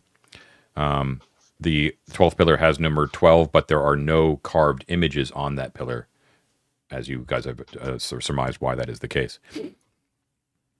And that is the deal. Now, because you've been through here before, that directly south of the central sunken area, there is a small secret door that enters into the nasal cavity of the head of Arden that's in the pool. Yep. Right. So before the fish, before Mike goes fishing, how's for I'm just gonna ask, how's for Sonya doing? Like, That's this exactly- is the Yep. the place of her torture, and Yeah. Wolfhard like knows the stories. He's trying to be mindful of both her and this alien, and so keeping a watch on her, like, comforting her if she starts to look a little shaky. Well, for Trivlock's sake, she's basically doing the same thing. She's fascinated by everything. You have to actually tell her verbally, like, don't touch the pillars, because she's about to touch the pillars, right? She's like, very no, don't touch. For Sonya is she's nowhere near like her previous incarnation is Lyda, which was a scary little creature, but she's obviously ill at ease, and she's her brow's like furrowed as she's sort of looking around. And you can tell that she's she's struggling with like a memory of some sort. But if you guys don't say anything, then she's just sort of bemused. She's obviously on edge, but she's still effective. She's still kind of doing her thing. But something has her on edge, and she doesn't want to like bother you with like why she's feeling that way. You know what I mean? It's almost more like a Wolfhard deja will just vu for her. Yeah. Yeah. He's just going to stay near to her to make sure that she doesn't freak out. Like, be a presence. She seems okay. She's just a little bit on edge. It's time for our Not second playing break. Dad on Father's Day. Yeah. You're such a dad. Okay, so we'll take our second break, and we'll see what they do with a mind-stuffed turducken when we get back. We'll be right back. All right, we're back. Bladders empty, beers full. All right, so you're in the Trials of Arden room. You're looking at that secret door that leads to that's very narrow passageway that leads into Arden's nasal cavity in the grotto beyond. I assume that you're all going in. This must be a single file thing, or maybe it's not all of you actually. I don't want to go in there. Yeah, it actually would be kind of tough. I don't think the John, entire. I want to see if I can lose multiple characters to this fucking turd. I don't think that the entire party, like every member, would be able to fit comfortably on top of that sort of domed head. You know what I mean? I would say 3 to 4 bodies comfortably. Okay, now if I remember correctly, I'm definitely going, and that's whoever goes with me, that's fine. I don't want to go. If I remember correctly, we had left stone spikes in the top of that head when we created our giant like rope bridge thing. Yes, that's right. Yeah. So I'm going to tie the end of the grappling hook on like a 50-foot length of rope to one of those stone spikes, so I don't accidentally lose the whole thing. Well, hold on. We still got to know who's with you. Like who's going? Oh, okay. Who's with Lothar? Mort will go. Barrios will stay behind. There's no need for. I mean, the bomb's going to work or it won't. We don't need everyone in the head. Sam will go. Sam will go, and I will hand her the laser rifle so that while I'm like doing this, she can cover us. Okay. The one thing that Wolf will offer is if you would like to tie a rope around your waist, this hallway isn't that long. I can just be at this end, and if shit goes downhill, I can just yank you all the way back down the hall if you like. I mean, except we're going to be on top of the head, right? Are we on top of the head? Well, you're going to emerge from her nostrils, so that you have which are 10 feet above the water, so you're not going to be in the water. Right. But then you have ropes that were attached from before that you can kind of climb up to the top of the head. To the vantage point. So I think Matt, if we get yanked off, it's up to you. Yeah. For some reason, then we're just going to be going swimming. So, and God help us. Yeah. Okay. I offered you the rope. If you don't want it, that's fine. No, Okay, I'll use a length of rope to secure myself to like the spikes also on top of the head, so I can't fall into the water. Gotcha. Before I start this whole operation. Okay. Mort is going to loan you the swimming ring. If you do get pulled in, you'll have the ring of like free action or whatever. I forget exactly what it was called, but we have found a ring that bother, dude, because I have my shield that allows me to fly. So I'll use that. Yeah, I'll use that if something goes horribly wrong. Okay, so can you give it to Sam if she's going to be up on the head with me? No, because if I fall in or she falls in. Oh, you're going too. Oh, you're going too. That's fine. Okay. Okay, so Mort, Sam, and you were the one holding the rope, So Mort, Sam, and Lothar are going. Is that right? Yep. Yeah. Okay, got it. Sam has a laser rifle. Entertain the ladies in the big hall. Okay. Yeah. So you hand. Can you guys just refresh me on how do we set off the mine? Is it just like can you detonate it with a command word or like with the bracelet? Yeah, that's basically what it is.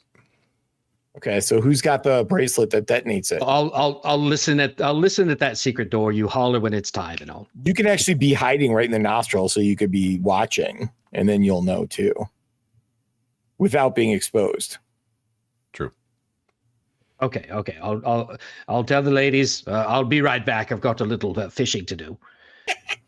Okay. I'll go. So hang out inside the nose. Wolford takes on his new role as Booger, and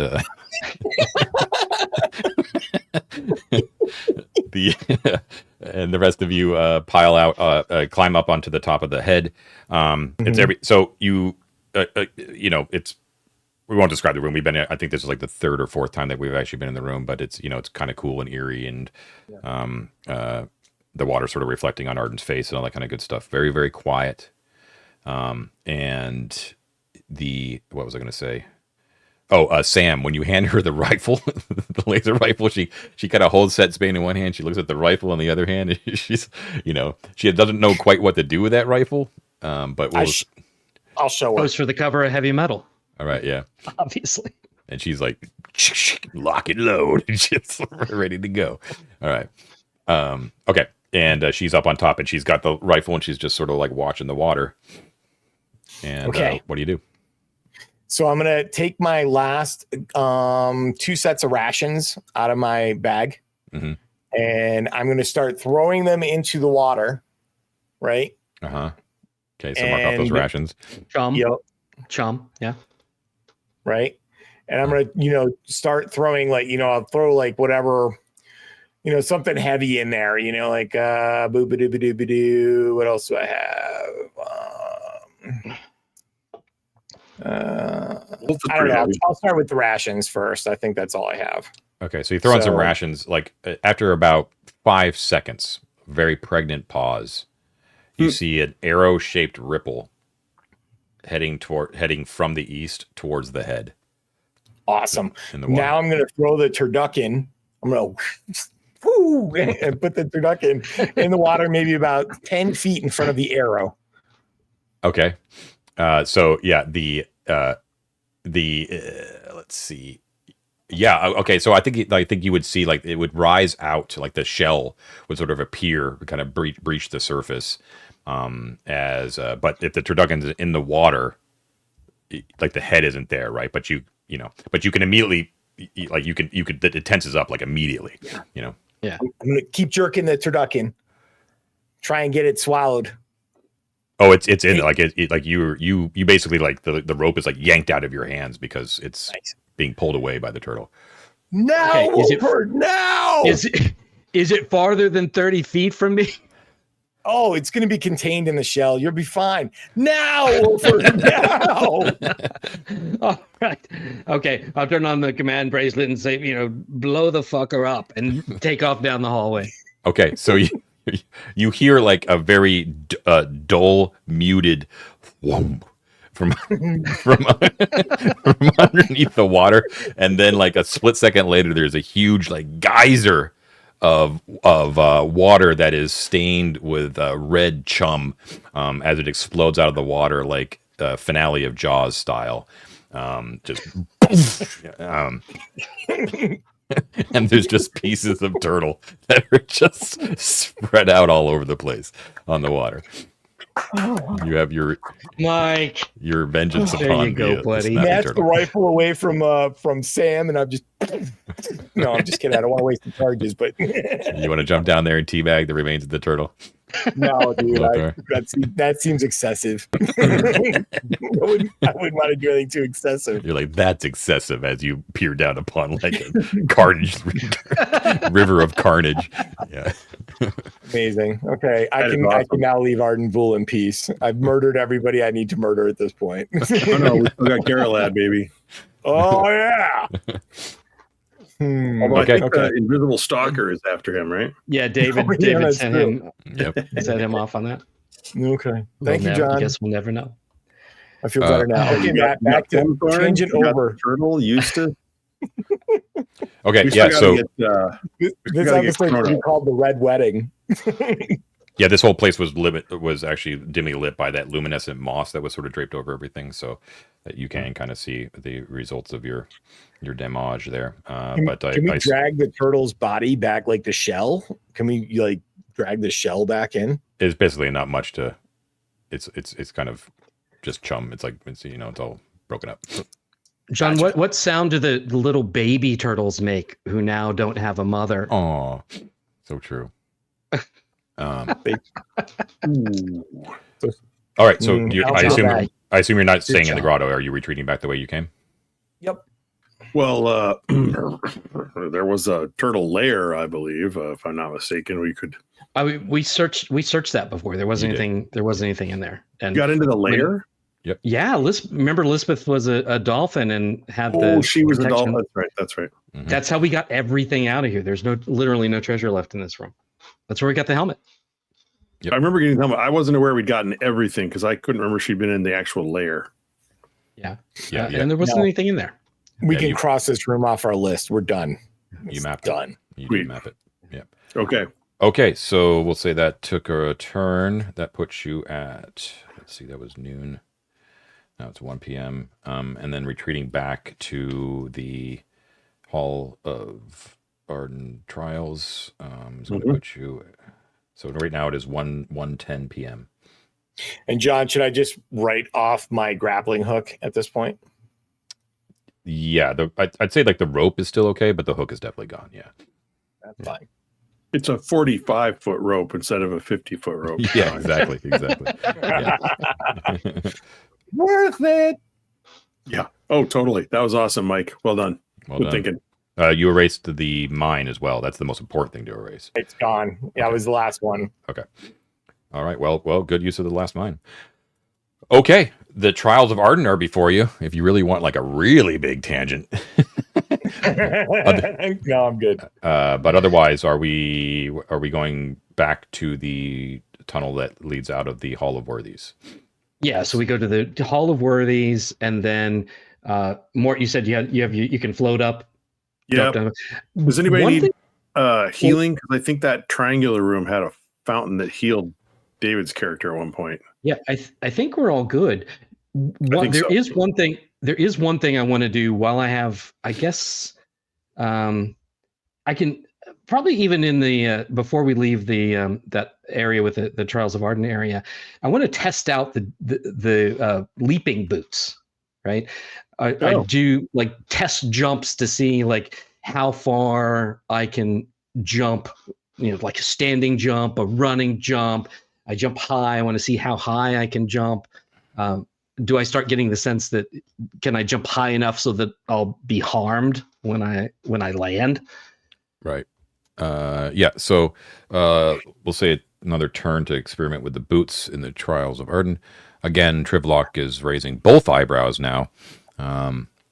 She thinks she's the absolute fucking lunatics at this point. No, it's fine. I'm just testing things out. So I'll give you. We can relate to her that turtle killed several of our friends. I mean, a danger to this. She nods. She's like justified.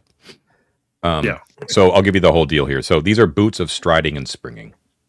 This is a classic from way back in the day item. Increases your base speed is 1. Well, actually that doesn't make that's a first edition D&D. Never mind about that. You can spring vertically 15 feet up, which is the first thing that you tried before, right? So you know that one.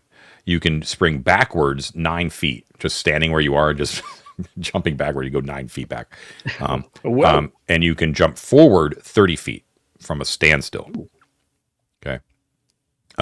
You can use it in combat to attack and spring away. If you have initiative, but you have a 20% chance to stumble, decreased by 1% for every point of dexterity over 12. That's like very much a D&D thing, AD&D thing. How that would translate in OSC, the way that we're doing it, I'm not quite sure. I think it would be just like narratively, like you would be able to sort of dance into combat. I think what it would be is you could, how like when you're engaged, then at that following round, you have to declare whether or not you're going to do melee movement out. I think during that same moment that whenever you actually engage in that same round, you could then tell me like I'm moving back, like a fighting withdrawal at the same time. right? That's Within the cool, same man. round. Does that make sense? I think that's fair, right? Okay. It's a pretty decent advantage. But you have to have initiative. So you have to have had one initiative as a group in order to do that in that round. Okay. Okay. So 15 Okay. feet up, 9 feet back, 30 feet forward, and spring out of combat. That's pretty cool. But it doesn't Cool. increase Yeah, his right. base running speed or anything like that. Well, it says in the Osric that it increases its base speed to 120 feet, but that is the base speed if you're not encumbered, right? Why don't if you want to illustrate that, why don't you just make him move one encumbrance rate faster? Fast higher, You know yeah. what I'm saying? I think that's cool. So if That's he's what I at was like gonna a suggest 60, that, then he yeah. goes 90. If he's at 90, he goes 120. Sure, that Well, works. 120 is the max. Works for me. Yeah, that's great. Cool. Cool. All right, so you can move backwards to the Hall of Worthies, going fast speed because you're comfortable with the corridors. Do you want to do that so it takes less time? You want to Yeah. jump backwards 9 feet at a time, Matt? Whoa. Check it out, Trevlock. I'm cool. Yeah, so if you want to move back at relatively fast speed, it'll only take a turn to get back to the Hall of Worthies. That's put you squarely at 130, and you're now back at Onweir's tomb. John, All would right. this now count as a safe area that we control, or is there's So like if Those rock guys are still in the tunnels. yes, that is precisely the only thing that could pose a threat here. But I would say that because of the nature of those creatures and that they are not going to ever like exit out of that 20-foot high, the tunnel out of Natural rock. here. Yeah. I would say that this is probably a safe haven. Yeah. At this point. Hell yes. well that brings up two questions, John. In addition to that, and this is something that's been on my mind for a while too, in addition to all that treasure that we dumped into the Hall of the 20, Mhm. each one of those 20 statues was also worth a bajillion gold, I think Yes. is the technical term. Yeah. That's true. Just saying. Yep. It was like 10,000 each or something crazy. 'Cause they're Yeah. perfect. So it's I don't want to sound like I'm trying to be a dick about it, because the key thing here is that a safe haven, like this is definitely a safe haven. Like you can rest here and be totally comfortable, all that kind of stuff. However, it has to be something where the money Sellable. can be like like put into like an economy of some sort. Like, you know what I mean? Like it can be spent I in get some sort of fashion. It can't just be I'm like cool. I'm cool. an isolated vault. You know what I mean? That's Yeah. close though, Matt. You were close. You were so I was so close. so I was so near on close. that. Yeah, I'm not trying to deny it to you, but what I would say is that I would give you all the other benefits of a safe haven. Like you can rest here fully without any sort of danger at all. Okay. Yeah. All right. I'm good. You got to ask. Yeah. Right? You got to ask. All right. Well, let's get up in that hole and get out of here. Get up in that hole. Okay. So in the Hall of the 20, on the southern wall is 20 feet up. There is a small hole that's only 3 feet in diameter. So you have to go single file. It widens almost immediately into a 5-foot tunnel that leads south, which you do. You know that heading east after opening up into that sort of, there's a chamber there after about 50 feet or so that is one of those where Squarish. well, some of it is Arcantian and some of it is natural. You know that towards the east is the natural stuff, which is where you encountered what did you call them, like the cave beavers or whatever. Invisible cave beavers. Yeah, I didn't like them at all. there was also a stairway though that led west and down. Mhm. It goes down? I I thought have that it was- written as Up. I'm sorry. Yeah, up. Okay. My bad. Okay. Thank you. Yeah. But bypassing that, I assume, yep. Continuing on. I could use a tangent. No, we've already had some. Yeah, let's bypass the stairs. I got Right 2 there. tangents. What the hell? Don't Come forget on, here man. I've been gone for 2 weeks. in that unfinished chamber, there hammered into the west wall is a sconce, And hanging from that sconce, which you ended up taking, I believe, was a silver holy symbol of Set. Mm-hmm. David has it. So just be Because aware. he's shifting. So there are probably some like Setites up that stairwell. Yeah. Probably.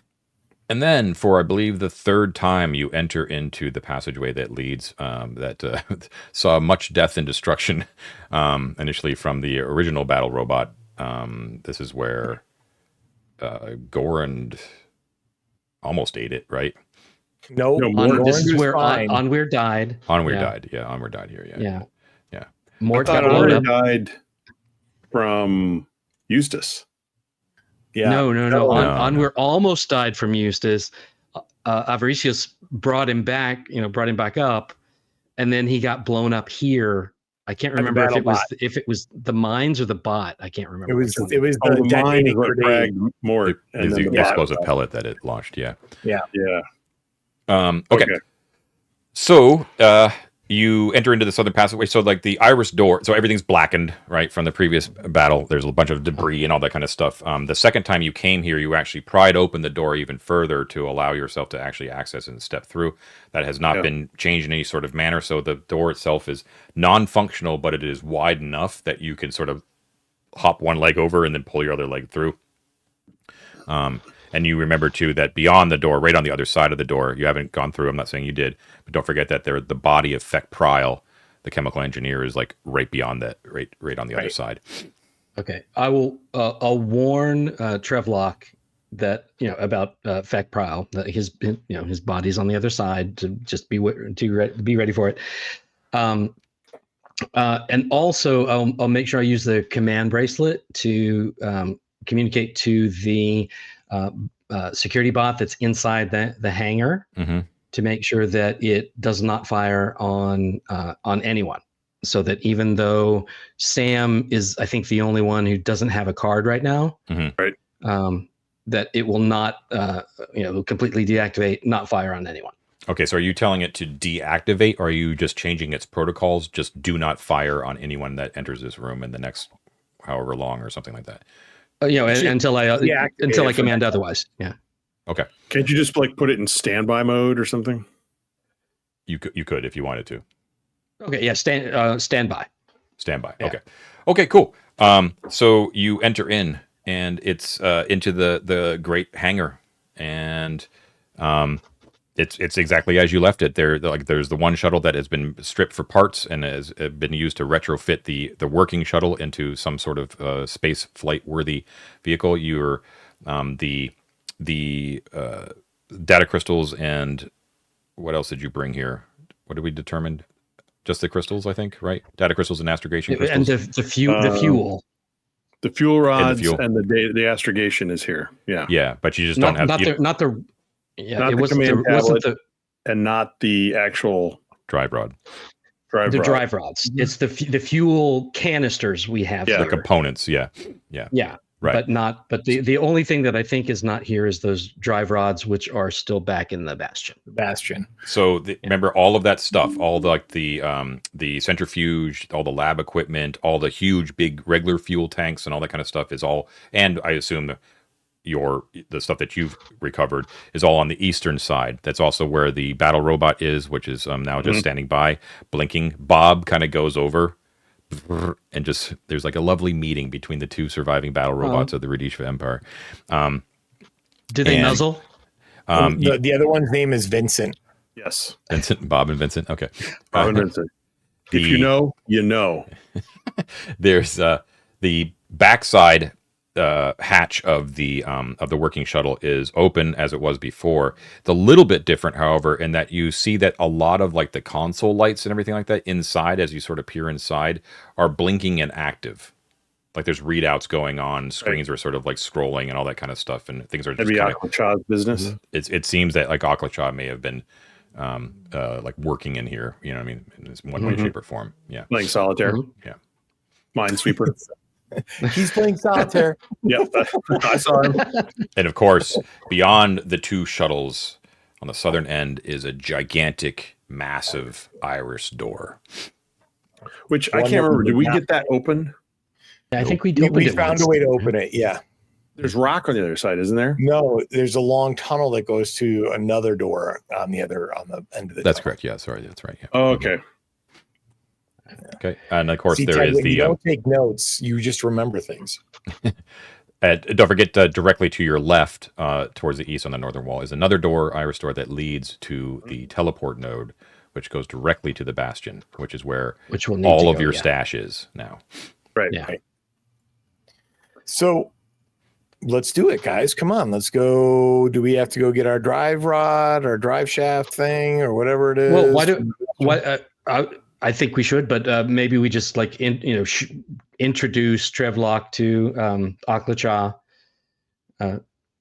Let her take a look around the loaf and see that we've been telling the truth and that it's right here, and that we have most of the components. And Right. Yeah, So like- Trivlock's very happy when she steps foot. She's amazed at the state of the hangar. She just takes her time to sort of absorb what's gone on, and she just keeps kind of mumbling to herself, like, amazing what they've done. She just can't believe like what Feck Prile managed to figure out, and then the genius of her own kind in future generations of her own kind, like after her, managed to figure out. She's like, they were so close, so close. It all hinged on that compound, that deuterium helium arcanum compound. Fascinating. And she picks up like the data crystals that you brought back, and now we know the solution to the propulsion problem. And we have the equipment, and she points to the equipment, and she's like, when do I get started? see, humans are very resourceful. Goblins are, they help. It's it truly is amazing that you were able to scour the scattered modules of the Shining Beacon to find what was necessary to do this. It speaks highly of your skill. You could tell that you've risen in her estimation when she kind of sees it all sort of collected there.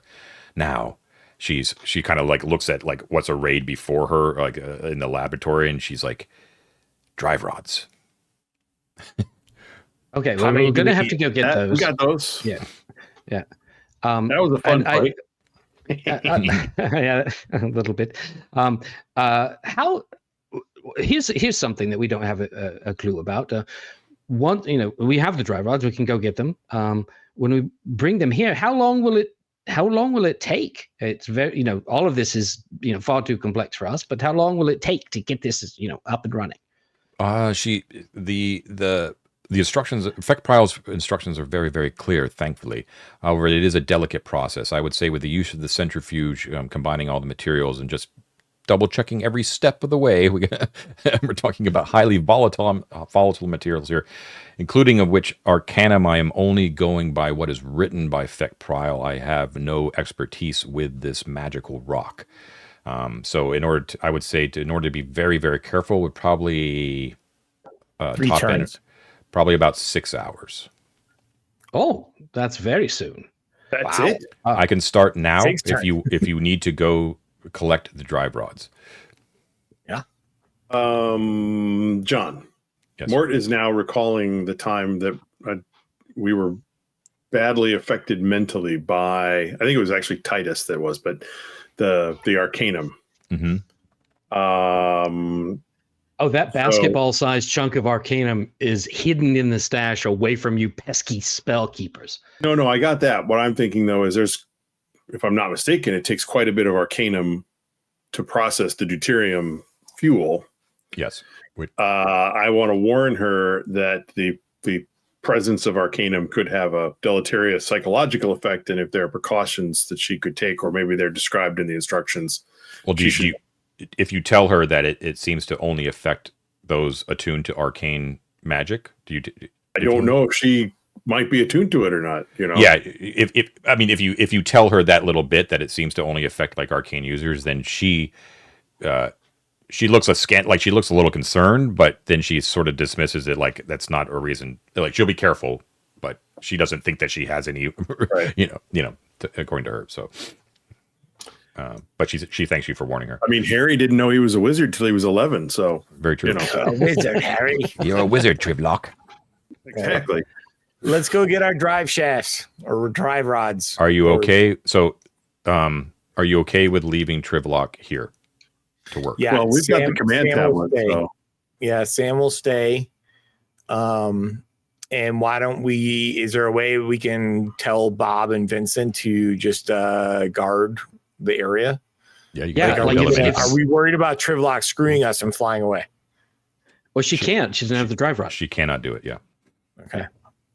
Now she could just Okay. up and leave, but you don't really think that she has a motive to do that. Yeah. Yeah, well, Okay. you know what? She will definitely have motive to stay on the ship if I reactivate both of those drones and have them guard the thing. Because then, if they step out of the shuttle, She needs all the equipment though. She's got to have. We got to be using the equipment. oh yeah, oh she does have Yeah. the thing. Do you want to command? Oh. Do you want to tell the bots to guard, like secretly guard Trivlock, like don't let Trivlock leave? You know what, guys? It's time we trusted somebody. I We didn't agree. trust the Five Fingers. We didn't trust Kronos. We didn't trust. I mean, and no reason we should have trusted Plumthorn, but we haven't trusted anybody. You trusted Well, Codswallop. Yeah, we trust Yeah, the look what happened. I take it all back. Kill her now. Ah. No, it's time we trusted somebody. Like, and we can say that. Like Trivlock, I know that this is a weird situation for you, but I think it's time we show each other some trust, and we Now want I- to make this happen. Now We that I wanna see make it this happen. before me, I am in it to win it, Mortis. I love it. We are in it to help you win it, and I'm excited to see what happens. So we're gonna go get your stuff. Okay, so she Would she you like basically some of the little biscuits that come out of the machine in the rec room while we're out? sure. I haven't had one of those in 1,000 years. Yeah. They taste She- exactly like they're 1,000 years old. She basically like turns away from you and just sort of like dismisses you. She's like, "Okay, have fun, boys," and then she basically disappears underneath the hood of one of the new Coder 5000s, like the full holographic thing, and just like grabbing a data crystal, and she basically disappears into that machine and gets to work. Can I ask her one more question, John, before she does that? hmm If I describe to her the metallurgy of gold, silver, what other metal, these precious coins and shit do we have? Which will be the most useful for currency on other planets? Or is it all just kind of like whatever? We have- she doesn't think any of it will be useful. It's all like Or- credit based or- and all that kind of stuff, And Okay, so there's no like market for gold or anything like that. I mean, what about like art? We don't want to show up in outer space like paupers, you know what I'm saying? So we have to figure out exactly what we need for like currency or what we can sell that will give us some sort of lifestyle beyond just being turned into like corpse starch rations. it's part of our longer conversation because you guys haven't even determined where you want to go. All right, so I'll figure it out. Yeah.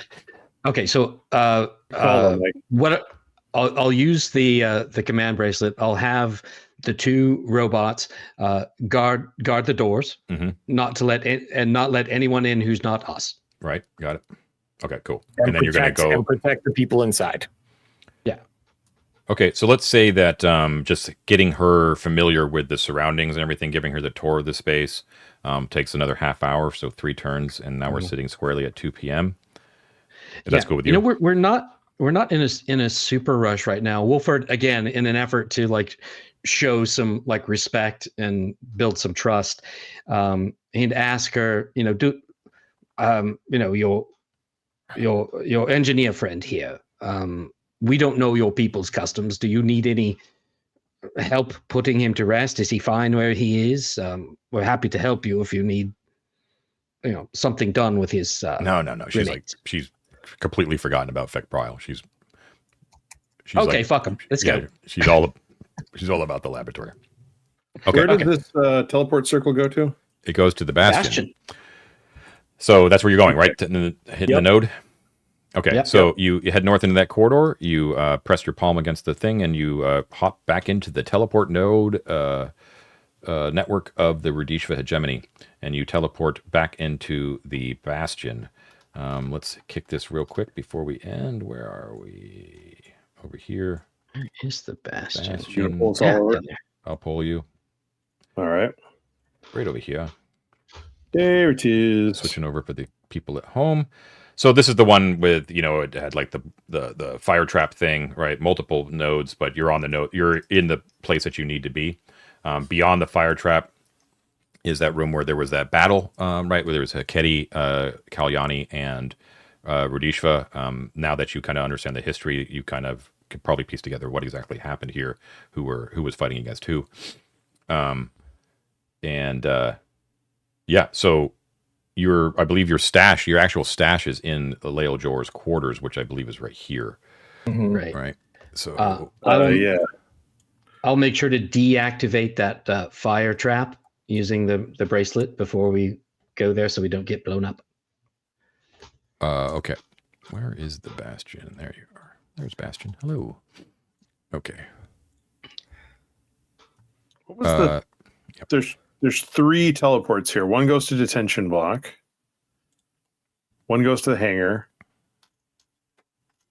Oh, one goes to the bridge. Oh, I see this. I think that it moved. Yeah. The words got moved around. Yeah, when you look at the entire page of the map, like our map is like half off the page on the. I see. Oh, what a mess. Yeah. Yeah, it got moved when we discovered that midnight road. We moved some things around, and I think it. Yeah. So okay. It's not a big deal. One goes to the detention block, one goes to the bridge, and one goes back to the shuttle bay. Okay. So, okay. So you're going to beat it right to the captain's quarters, right? Yep. Okay. Yeah. So let's say you're going to do your usual job with the fire thing, moving past the corpses. When you get into the main east-western corridor, you are greeted, of course, by your lovely little Roomba. I'm super happy to see you. And you head west towards Lael Jor's cabin.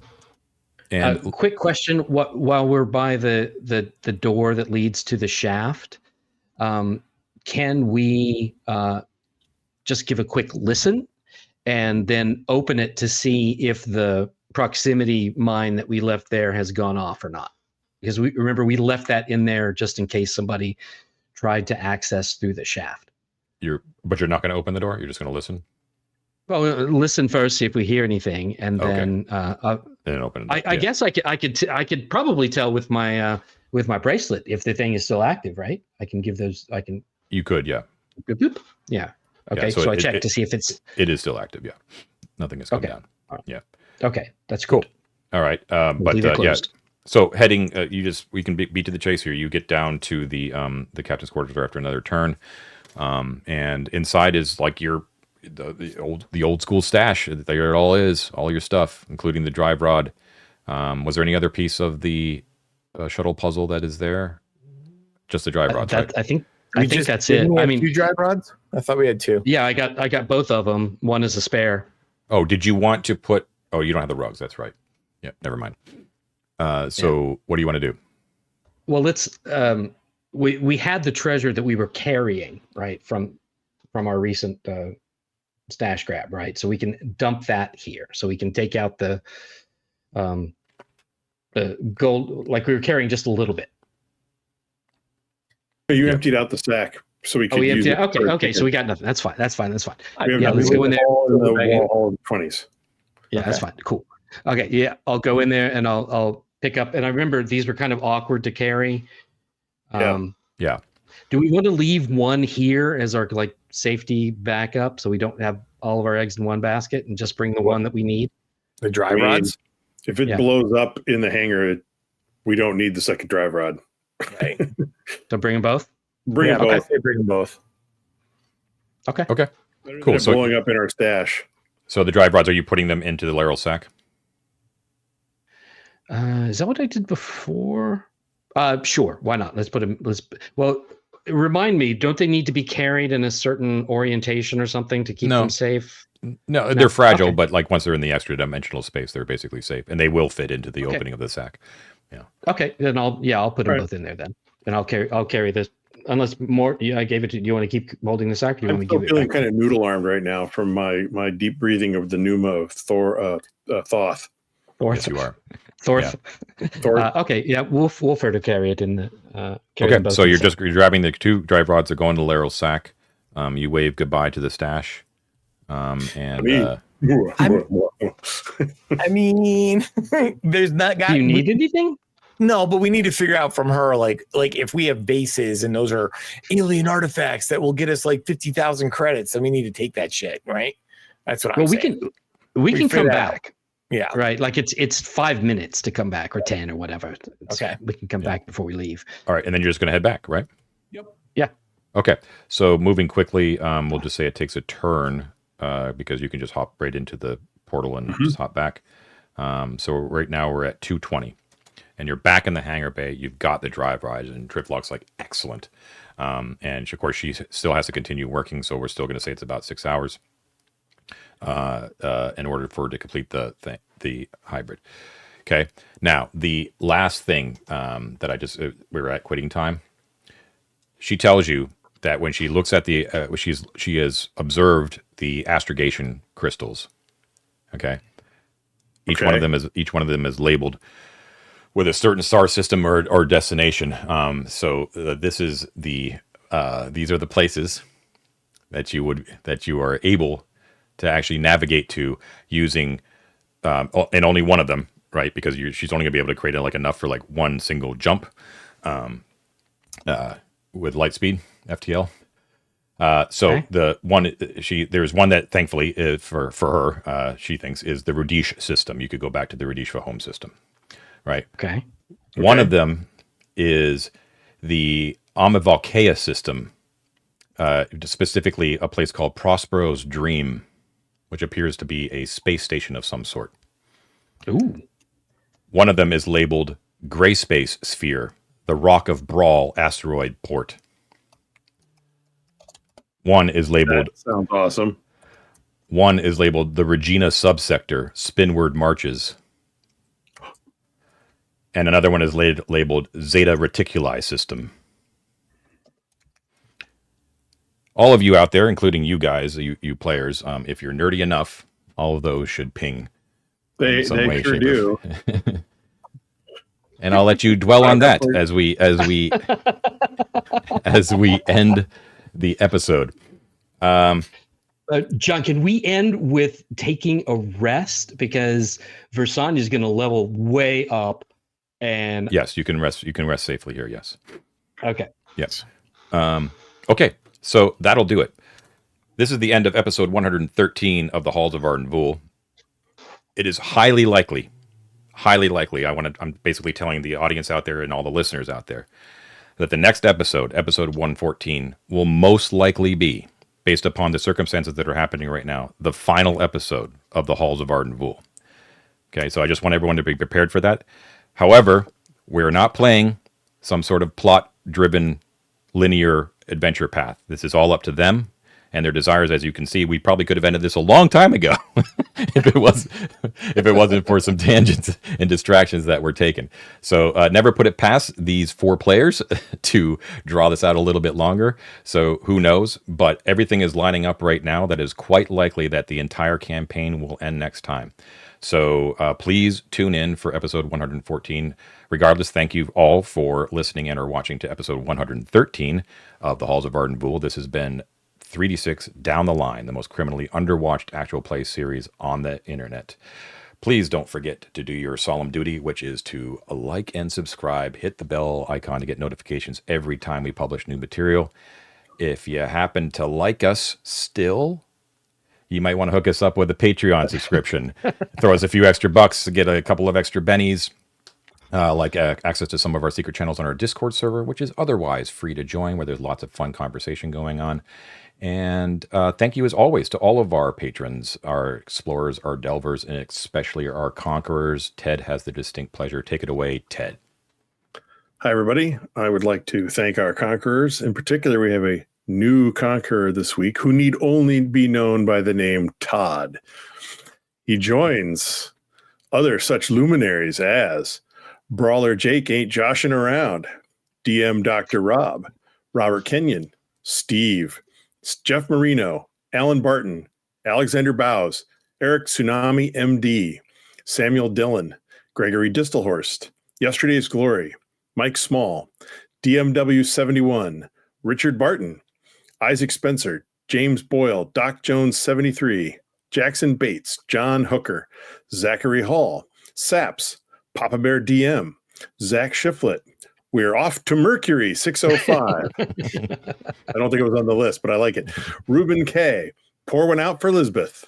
Procyon, Dakota Nielsen, Cam, Stephen Quisenberry, John and La Logan, Kabrowskis, Magic Meat Machine, Tom Leary, Phil, Nakanu, Nick, Eric Lawson, Mando MZ, Faisal, the excellently named Ted Gast, James Doeg, Nefarious Gamer, Grunt, Andrew Schroker, M. Munt, Michael Schilling, Stefano Di Maiolo, Ash Gabrielle, can't be reasoned with, doesn't feel pity or remorse or fear, and absolutely will not stop ever until you're Kerbold Khan. Amazing. Thank you for that. Brawler Josh Adol Jake, Iona, Han Fuckeye Standler, Summon Toast, Too Rude to Ishvin, Dungeon Heart Adam, Scott Yearsley, Mech Jack, Kick Maniac, Dire Grew, Tom Eric Garrettson, and then there's this, I don't know, this weird group of Matts. I don't know. Matthew Mattis, Matt Walsh, Matt Mason, Matt Gardner, Matt Koenig, and Matt Young. All excellent fellows, I'm sure. Yes. Thank you to everyone, all our patrons. Thank you for your continued support. We really do appreciate it. One thing I forgot to mention with regard to the possible last episode is that we will not record that episode until we are absolutely sure that all of us can be there. And we know that week to week. So we can't promise necessarily that it'll be next week. We hope it will be. But of course, the Discord is the place to kind of get up to the minute updates on that happening. So be sure to tune in there. All right, everyone. Thanks again for watching. Sorry, John. I just want to make clear. Anyone who's listening to you talking about being the last episode, that's just of Arden Vul. We're not stopping gaming. Right? No, gaming is not stopping. But Arden Vul, it will be stopping very, very soon. Yes, we'll be transitioning into the Dallas RPG based on the fantastic 1980s. Spoilers, Mike. You're not supposed to say, Mike. Shh. Sorry. All right, everyone. Have a great week, and we will see you next time. Take care. Bye. I shot JR. Thank you, John.